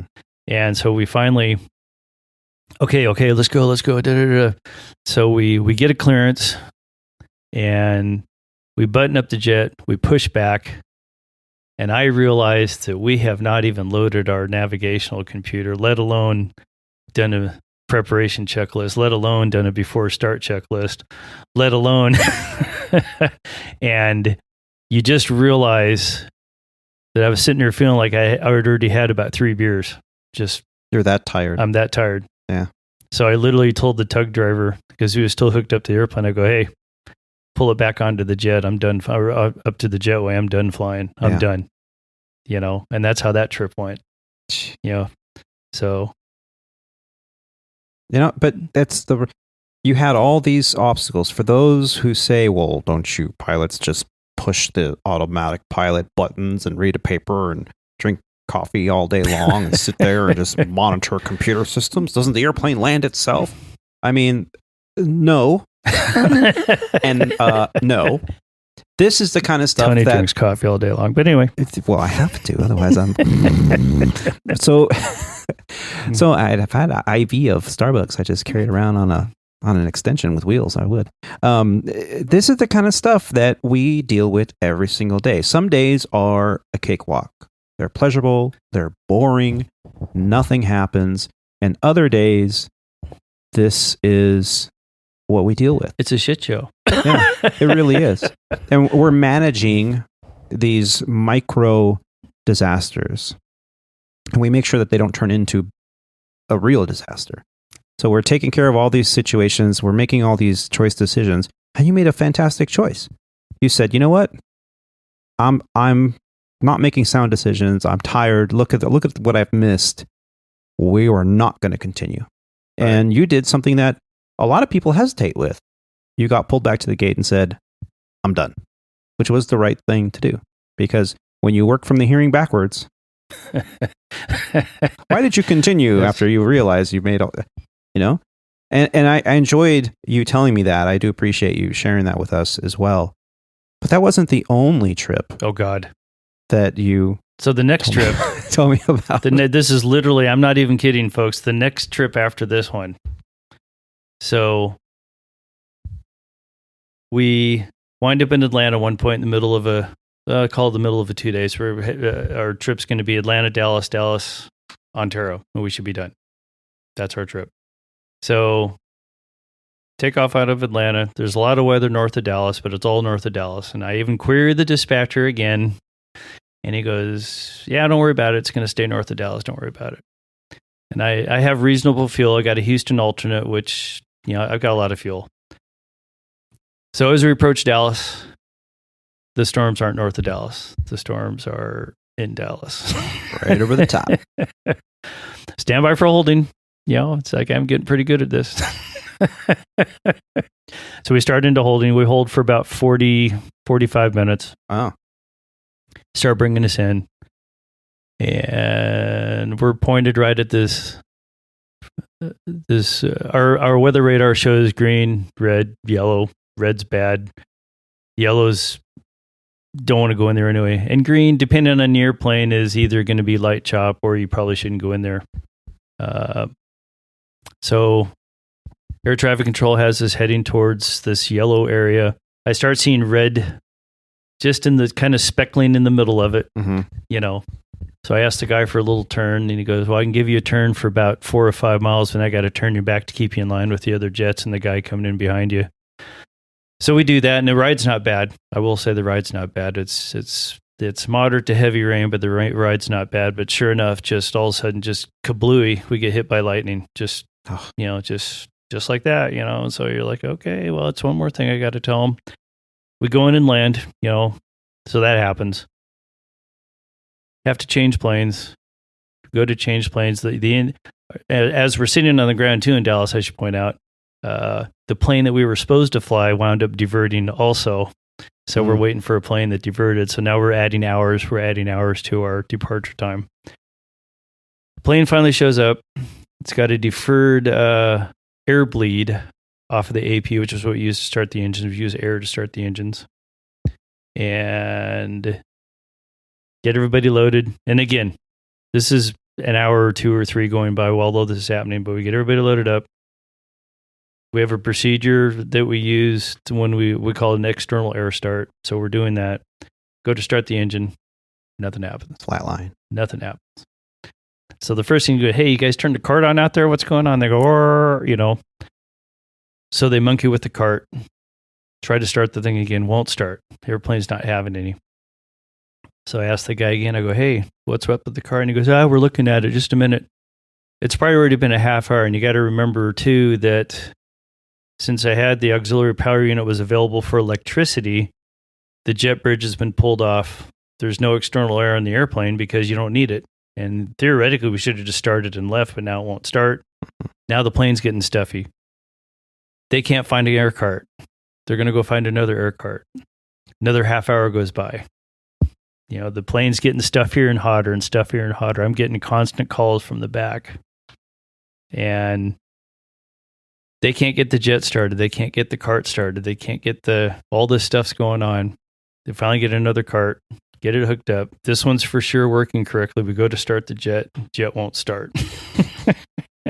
Now we're probably hour and a half, something after we initially buttoned this thing up, trying to get going. And so I'm frantically calling our operations, trying to get someone down to bring the jetway back up so we can get some air. Trying to get permission to start the right engine so that I can get some air. Nobody's talking to me. It's just this constant, nobody's talking to you. Nobody responds. That's the most frustrating. Yeah. And I finally get hold of maintenance and I finally get an ops people down. They finally bring the jet bridge down, but now we're probably I don't know, a couple, 3 hours since the original attempt to depart. Maintenance is accusing me of not knowing how to start the airplane. And we have alternate procedures. There's several different checklists depending, do you have air? Do you have external air? There's this thing we have called a manual start that you do under certain conditions. These conditions weren't here, although I could have made an argument that with a weak air cart, we probably could have done that. But the engine wasn't starting. So after a long and arduous conversation with maintenance, they figure out that the engine start valve is not working on the left engine. And that's the one we start first, and that's the one that hasn't been able to start. So they're going to do what they call a manual start valve operation, which means they literally get out a big wrench and they talk to you on the headset, and then they go, when you say go, they manually hold the valve open while you start the engine. You start it, and away you go. So, and there's a whole separate procedure to do that. So we're attempting to do that. This airplane will not start. That's it. Will not start. So again, more accusations that I'm not doing things correctly. Do you know what you're doing, Captain? Apparently not. So after about literally 4 hours of this nonsense, I just refused the jet. I go, get me another jet, and everyone's very upset with this because they don't like to do that. I have, by the way, started the other engine finally because we had to get some air. Right. But we can't get the left engine started. We change jets. We get to the other jet. It takes, half hour, whatever it takes to get the people and everything over. We button that jet up, pull the jetway back. It takes almost 1 more hour sitting there before they get all the bags loaded. Ugh. And the cargo's closed. Oh my. So what this all turns into is about, we were allowed to be on duty for 14 hours that day based on our sign-in time and FAR 117 and all these rest regulations that we have now. And we were on duty now we can extend that by 2 hours. And there's all the naysayers out there because there's all these guys like, oh, I never extend. The company can just pound sand because I'm going to make sure that I'm going to be, whatever it is, whatever vendetta you're carrying around, because you're out there. I know you are. I can hear you right now. So, but we took an extension. It was go home leg? It was, well, it might have been the go home leg. Yeah, but that's the only reason why you would. But they told us 20 minutes. Uh-huh. It turned into an hour 40. Jeez. So we were on duty for 15:39. Max is 16 hours in this case with the extension. With the extension, 16 hours. And it took 15 hours and 39 minutes of duty to get this stupid plane started and back to Ontario. And again, in the midst of all of this, I would have told you I wasn't even tired. I was pissed, but I wasn't tired. I wasn't tired until top of descent into Ontario. And I'm telling you, and I'm not trying to equate alcohol with flying or anything, but you're kind of descending or whatnot, and you're going, God dang it, man, I feel like I've had a beer or two. That's exactly and you don't even really know it until you know it, and you're just going, oh. There are plenty of studies out there about fatigue, and that's exactly what they equate it to. When you get to a certain level of fatigue, when it comes to motor skills and awareness and mental acuity and psychological acuity, it's like having 2 or 3 drinks. Yeah. Yeah. And it's so subtle. I can't emphasize how subtle it is. You don't even know, like even my first incident I just talked about, you don't even really know you're doing it to yourself. You just don't really, it's weird. Yeah. You have to be really attentive to you and your body and because everyone has their own personal levels. Some people can go much longer, and other people, they need minimum 8 hours of rest every night. And if they don't get it, then they're just not on their game, and they don't catch up until they get their catch up sleep. Right. So now we should point out for the audience that Legacy's stated policy, they would never push a pilot to fly fatigue, and they wouldn't. No, if you, huge liability. You can call fatigue. Right. But there is a little wrinkle dinkle that they do. So let's say you had a bad night in the hotel, as an example. So now you're going to call fatigue. So you call fatigue. as opposed to what I went through, which is cancellations, weather, diversions, whatnot. Right. So they're still going to sit there and go, well, was this systemic or was this not systemic? And if it's not systemic, they may or may not pay you for the time you lose. Right. See, and that's as much as they say, oh, it's no fault. It's no fault fatigue. It's like, it might cost you something, though. Right. Because they're still going to sit there and determine if it's systemic or not, And it's kind of interesting, too, how we spend a lot of time in training. And then we ask Tony here, we get fatigue training. Every quarter, we have to do a home study with fatigue training. Every time we go to recurrent, we get a fatigue module, whatever it is.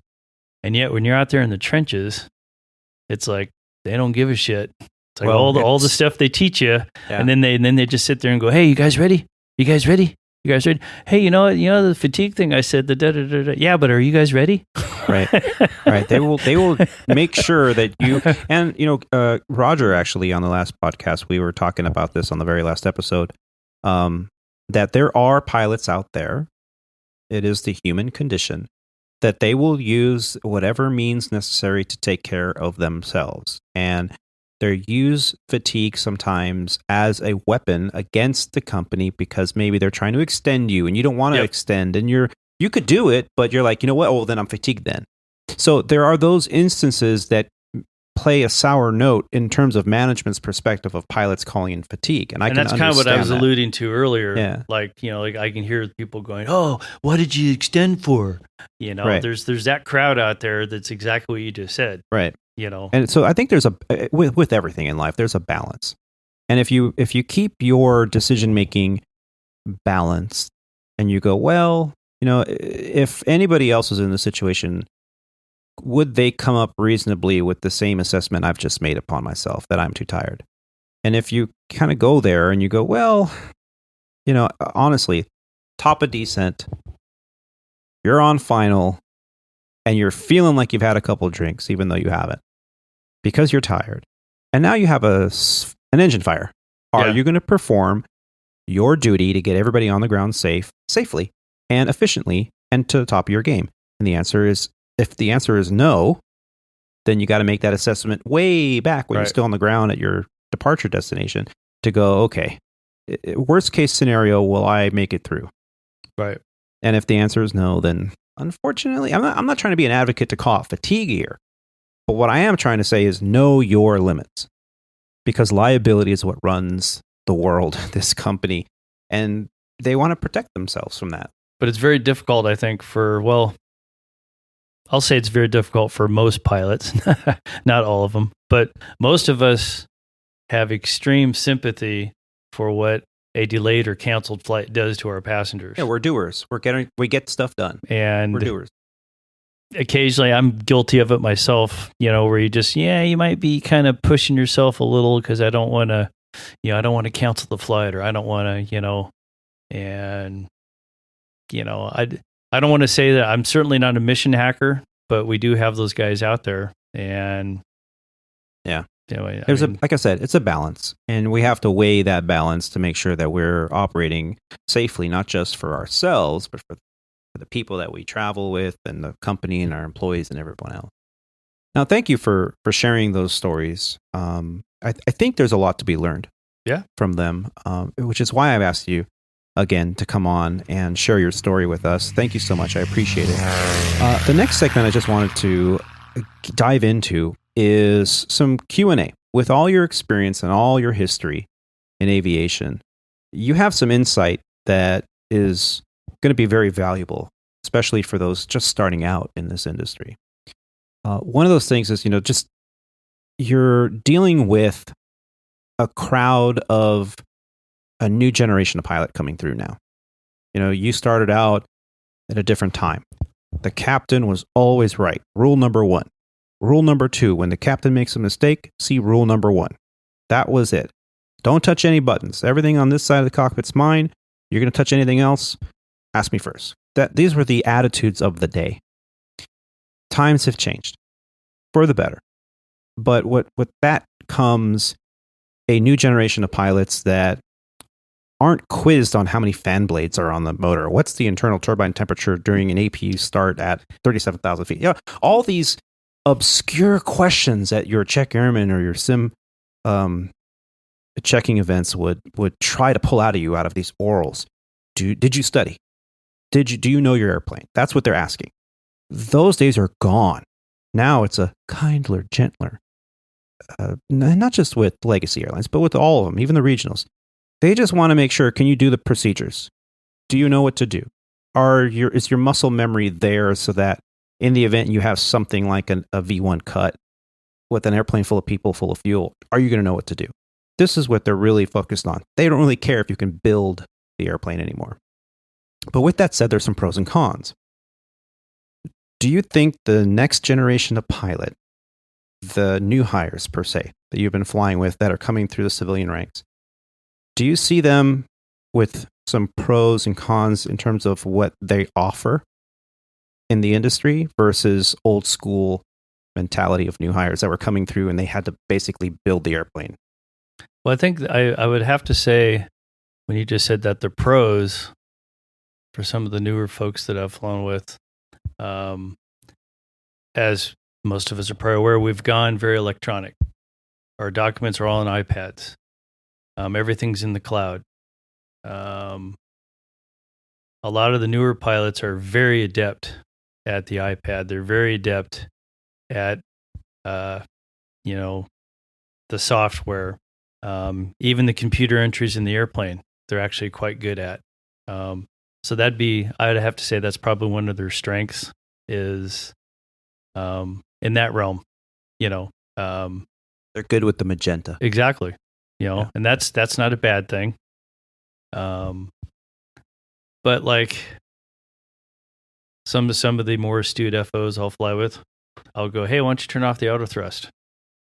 And the typical response is, I don't know if I want to do that. I don't know if I'm ready for that. And I find that kind of curious because I know for a fact that even if you came up through the automated pilot ranks, for lack of a better description, you probably still had to fly an airplane. They had to go, fast, slow, throttle off, throttle on, and I find that interesting that you don't think you want to do it in this airplane and unless it's in the sim and you're just practicing, but I mean, once a year. Yeah. Why don't you, why don't you turn off those flight directors? And it's like, even our training, we have a practice. When I try and think of a scenario that we do where you turn off your flight directors, and we have this thing called flight path vector, and it just shows you where the attitude of the airplane is, and they suggest where to put the flight path vector to stay on a glide path to the runway. Keep you at nice 700 feet a minute down, give or take, and hey, well, I just use that flight path vector, and then I've had typical responses. Well, I don't use that. I don't really look at that much. Yeah, I find that interesting. Well, when you're new on the airplane, you want to, you have your standard, and you want to stay within those standards. And occasionally, you might hit one side or the other side, and you're still kind of getting the feel of the airplane. But once you get comfortable, and you can keep that airplane right in the middle of the standard, and you're right there, right on track, then to change that up and go, you know what? Let me go raw data on this one. It's a beautiful VFR day. We're coupled to the ILS. Let's go raw data. I want to turn flight directors off, autopilot off, flight directors off. Give me the bird. Give me 3 degree down on the descent. And let me try just flying this raw data. Well, that pulls you out of that comfort zone. Yeah. And now you're going to have to, and especially if you're doing like manual thrust. I mean, I was on an airplane that didn't have auto throttles in my previous airline.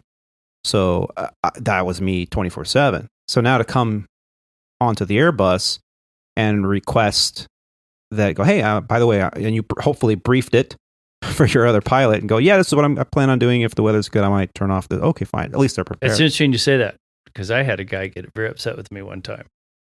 What, you didn't? No, I just popped off the auto thrust. Yeah. Yeah, and then we landed. Mm-hmm. And his response was, if you're going to turn off that auto thrust, you need to brief me on that before you do it. He's very upset with me. And That's I was what like, the chick airmen are harping on right now. Is like, don't do anything unless you've briefed it. It's like, You should have briefed it. Well, my briefings don't last 37 minutes Right. at the top of decent. They last about 2. right, exactly. So I can't always brief everything. But yeah, I mean, there are those that get all bent out of shape. They come out of their comfort But it's zone. that mentality. I think that's what the you're kind problem. of asking. It's just like, well, why does that alarm a person? It's not like I'm completely okay. We're going to do an RNAV now instead of this ILS I briefed. That's a different- completely Yeah. But hey, I'm just turning off the auto thrust. Why does that alarm this person to the point that they feel the need to go? You didn't talk about that. And I'm not like, in my safe space, Captain. I'm just like, wow. I'm not trying to say it as a slant to the new pilots out there. I'm not inferring that at all. But it's just like, I mean, gee whiz. I learn from everybody I fly with, good, bad, and ugly. And I scared you a little bit. Was it last night? Yeah, coming in here. Where? Coming in here. Yeah. It What- was a what did you beautiful do? VFR This time. I mean, And what did you do? this time. and it was beautiful VFR. And I said, you know what? I had seen you that do didn't it scare once me. or twice. And I went, oh, I'm going to go raw data. So flight directors, autopilot off, flight directors off. I wanted to do what you did. And I auto thrust off. And okay. I was like, you were like, oh, are we, and we were having a discussion actually about cutting in on a visual inside the final approach that's right. fix Okay. and all that stuff. So we're talking. And I look up and I go, oh, I'm a little fast. So I don't know, 10 knots fast for a minute, less than a minute. And I corrected immediately. And you went, all right, 1,000 foot, kind of stable. I'm correcting. Yeah. Kind of, and immediately before I was done talking, I was already on speed. Yeah, just like, And of course, fine. And I look over and you're just kind of smiling, like whatever. Good landing. Rolled off the runway. And I went, oh, did I scare you? no. You're like, I don't know why. No. What did you do? No. Didn't even notice. Wait. So no, it's interesting you say that. I always like to get that perspective. I think that, the different generations of pilots bring a little bit something extra, and it develops us as a career professional pilot, and everyone kind of brings something different to the table. And I just appreciate getting your perspective on that. Well, the other part too is just like when I first started in the bus, and I was probably a little uncertain those first couple months, and then you force yourself, or you have some guy, a well-meaning FO, going, "Hey, turn off the auto thrust." Hey, because and once you actually do that a few times, then your confidence in the airplane goes way up. Yeah. And it's almost like you have to get past that, I don't know, that automation hurdle, if you will. Yeah. Because Airbus is a fabulous plane, in my opinion, as far as how it flies. Yeah. But when you fly it, you may get used to letting it fly instead of you flying it. And I guess that's kind of our point. Right. Maybe you should fly it once in a while, and then that way you get even more confidence in it. You can, so when things are weird, when there is super gusty crosswinds, when there is, things like that, sometimes it's better to have the thrust off, in my opinion. And if you're not confident to do that, right, could be a problem. Right. So now in all your time, you've had this career, you've had people in your past help you along the way. I often say that we as aviators at this level in the game, after decades of experience, stand on the shoulders of all those aviators that came before us, that have helped us, that have given us advice that we've learned from. Yes. Now, let's just say you can go back in time, just for a moment, and whisper in your own younger ear, just for a moment, and give yourself some advice. What would you tell yourself? What would I say? I would say you can't be so hard on yourself, because you can't fly perfectly all the time. It's not possible. And you're going to make a mistake. You're going to get off course. You're going to, it's not the end of everything if that happens once in a while, and don't be afraid of the airplane. The airplanes are tougher than you think they are, because even now, when you're getting into moderate or better turbulence, a couple of rides into Reno that I've had, you kind of wonder how much these things can take. I still do, and believe me, they can take a lot of punishment, I think. Yeah, works good, lasts a long time. And that's probably what I would tell myself. And I would also tell myself, genuinely know how to do something else besides this to earn a living. Have your backup plan. Have a backup plan. Very good advice. So yeah, we often put all our eggs in one basket, especially those of us who care about, how we operate and how we do things and want to have that perfect flight. So yeah, it's very good advice to just go easy, give yourself a break. Yep. There's no such thing as perfect. Do your best to get that, but go easy. Because it seems to me I've gotten, I would say the instructors, check airmen, whoever, that have been a little more laid back yet thorough are the ones I've gotten the most out of. Yeah. But you can let your guard down and actually pay attention and pull something out of it instead of having your guard up the whole time, being so nervous, not even realizing what just happened. Right. Yeah. Now, we talked about standing on the shoulders of those aviators that came before us.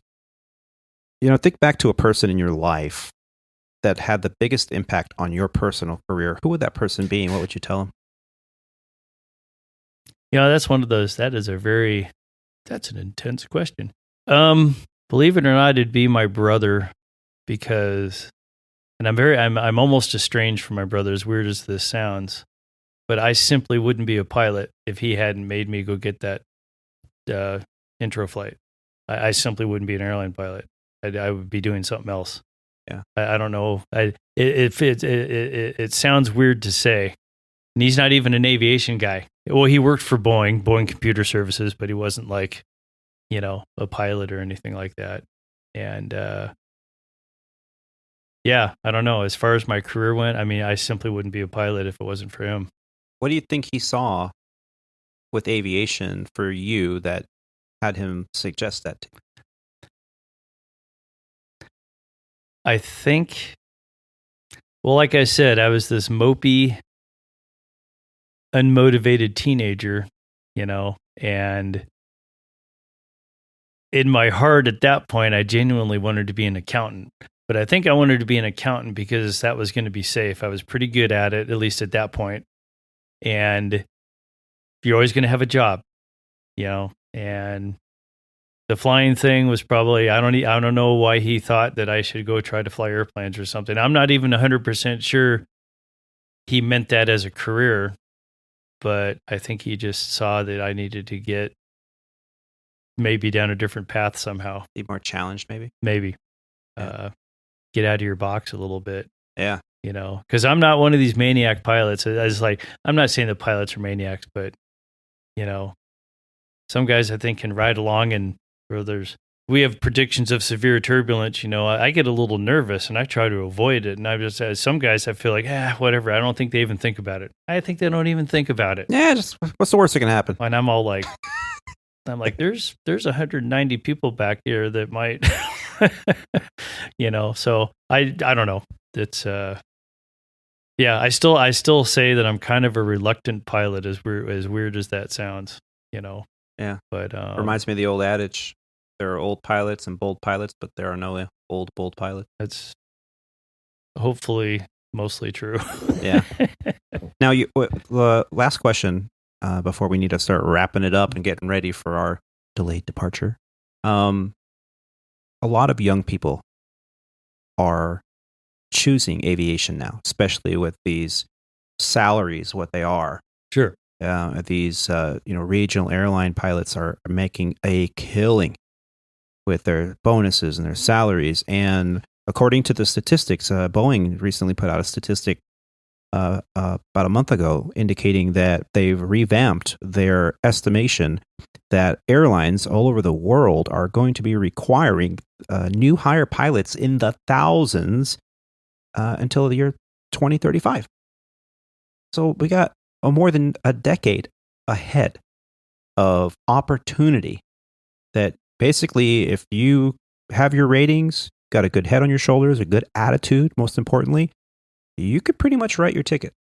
At least that's what the projections are right now, today. What advice would you give a aspiring young man or woman that comes to you and says, hey, I'm thinking about a career in aviation. What do you think I should do? What's the best way forward? Well, the first thing I would say is don't believe everything you hear. Because when I distinctly remember in the middle of my commercial instrument training, and my instructor was telling me, do you know you have a guaranteed career? You're starting at the best time. You know, he's going to go be a pilot. We're guaranteed. You're set for life. You're set for life doing this. When Legacy bought Reno, okay, and I'm talking to whichever American captain, new American captains I'm flying with. I'm looking at a multimillionaire here. You know that? You're set for life. Just like you're saying, oh, it's nothing but roses for a decade. Really? And look what happened. Really? Yeah. Don't believe everything you hear. I'm not trying to be negative Nelly or whatever, but, and I even told the one old guy that was telling me this, I go, 25 years is a long time. That's what I told him. Yeah. And that's what I would say. A decade, 2 decades, it's a long time. The other pilot adage, check your 6. So even with all the numbers and stats, what you're saying is have a backup plan. Yep. Or just don't. Yeah, have a backup plan, or live a. It's kind of maybe it's another pilot joke. Oh, the guy with 2 ex-wives and 3 mortgages. How does he make ends meet? And you're making. $300,000 a year and you're living paycheck to paycheck, because we fly with those guys. Yeah. They're out there. Picking up all the open time, premium time you can. I kind of recommend not doing that as a pilot for the reasons we're talking about. Yeah. that's What's here today could be gone tomorrow. Yep. Yeah. Like you said, to have the rainy day saved up, to have something, don't just, if you make 300,000, maybe spend 100 a year. You don't have to spend all 3. I used to say, live like a regional FO, and you're going to be set for life financially. Yep. But I can't say that anymore because regional FOs make twice as much as I do. There you go. That's true too. So yeah. So have your backup plan. Have your backup plan. Yeah. Like one of the many little pilot books I read at the time, and again, as a kid, as a young person, you just blow this off, but it goes, be prepared to be furloughed once during your career, at least once.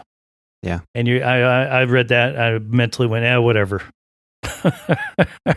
Now I consider myself completely fortunate because I've never been furloughed. As much as I've quote unquote endured, I've never had to endure a furlough. So I consider myself very fortunate as far as my career, aviation career went or has gone. So, but yeah, just like, it's those little things, like you said, have a backup plan, live within your means. I mean, as corny as that sounds, you might give that advice to anybody, but I'd take a pilot's head and knock him up against the wall once. And I mean it. Yeah. So, I mean, that's try to have fun. You always have to have fun out there, and you at least attempt to. Because there's no laughing here. There's no laughing here. Because there's people you're going to fly with that you just want to throw them across the street, and just try to be reasonable. Try to be good-natured in the cockpit. Remember, whichever seat you're in, if you alienate the other seat, you're going to have a lot of problems. You're a single pilot now. You're going to have a lot of problems. Yeah. That person will keep you out of a lot of trouble. I always say that the operating handbook says minimum crew 2 pilots for a reason, at least in the transport airplanes, For now. Yep. Well, for now, see, then I get this shit. See, this is like, Don't worry, you'll be replaced with a monkey and a... That's right. A monkey and a duck. Oh, that was the coal mine, wasn't it? Yeah. The canaries, when they took the canary in the coal mine. Yeah. So, what was the 4 things you bring? You bring a dog. What was it? You bring a cat and a duck? Like the cat's supposed to keep the duck awake or something? There's some... I don't some know that pilot one. thing or something to. Yeah. I can't remember, but anyway. Well, it just again, thank you for spending the time. Oh, with thanks me. for having me. This is your relaxation time. Yeah, no, I enjoyed it. This is very enjoyable. If any of my nonsense can help somebody else not endure something, stay away from Tijuana layovers. That's right. Or if you have a long layover, have a little fun. Stay away from. Have a little fun. I'd stay away from Tijuana right now in general, but that's another story. Yeah, I've been avoiding south border trips for a while. I'm not scared. I just don't want to deal with it. Well, you can't bring 2 iPads. That's right. Although I've never been fined. Have you been fined? I've not been fined. I have my laptop and an iPad. And they've never even batted They once an asked me, eyelash. "Is this your personal computer?" I said, "Yes, it is." And she goes, "Okay, thank you. Have a nice day." I've never even been nothing. I heard the nightmare from the captain that he brought a guitar with him, and they kept him in the Mexican customs in Cancun for over an hour and a half while his crew were like, "Where the hell is the captain?" He brought his guitar, and they wanted to charge him some astronomical fee for bringing in his personal guitar. He's like, "What are you talking about? What is going on?" He's like, "You are going to go to the beach and take money away from our mariachis." And he goes, I make, do you know how much money I make? Do you think I can? They had to call the chief pilot. The chief pilot ended up, because he wasn't going to pay the fine. And the chief pilot ended up going, "Listen, dude, I got them to waive the fine. I promised them that you wouldn't pull it out of the case. He goes, "Well, I just start practicing in my hotel room. I mean, come on." And just tell them you're not going to pull it out of the case, for God's sake. Yeah. So I wonder if he made any money by playing the guitar down on the beach. I hadn't even thought about tips. that. But now that, I have to learn the guitar now. That's it. So the harmonica's a lot easier to carry. That's right. And if you do wind up doing jail time, it serves another purpose. That's right. So. Da-na-na-na-na. Well, again, thank you. Yep. Time to get ready. Okay. Yeah, guess we got to go. And to everyone out there, I just want to say thank you so much for listening in on this flight 131 of the Squawk Ident podcast. Just want to say a final thank you to Captain Dave for sitting down with me on this episode, learning about his journey. Did you enjoy listening in on our flight today? Then we'd hope that you'd like to pay it forward by sharing this podcast with your friends and family. Make sure you subscribe or follow to the Squawk Ident podcast on whatever platform you're listening on. We also love listener feedback, so send us some. You can do it right there on the website at aviatortony.com. That's Alpha Victor, the number 8, Romeo Tango Oscar, November Yankee.com. You can send us an email or even an audio file. You can do that right from your cell phone. Facebook, YouTube, and Instagram users could also find us under the Squawk Ident podcast. One final thank you to all of you for taking the time to listen to these grateful aviators. Keep the dirty side down out there. Be safe and take care of each other. Bye, y'all. That was a lot of fun. Good. I didn't find this. That was great.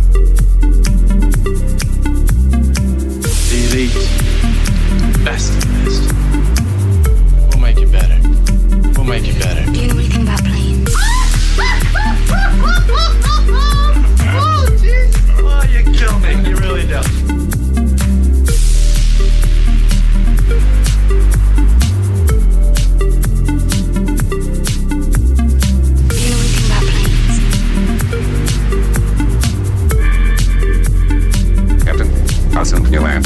I can't tell. You can tell me, I'm a doctor. No, I mean, I'm just not sure. Do you know anything about planes?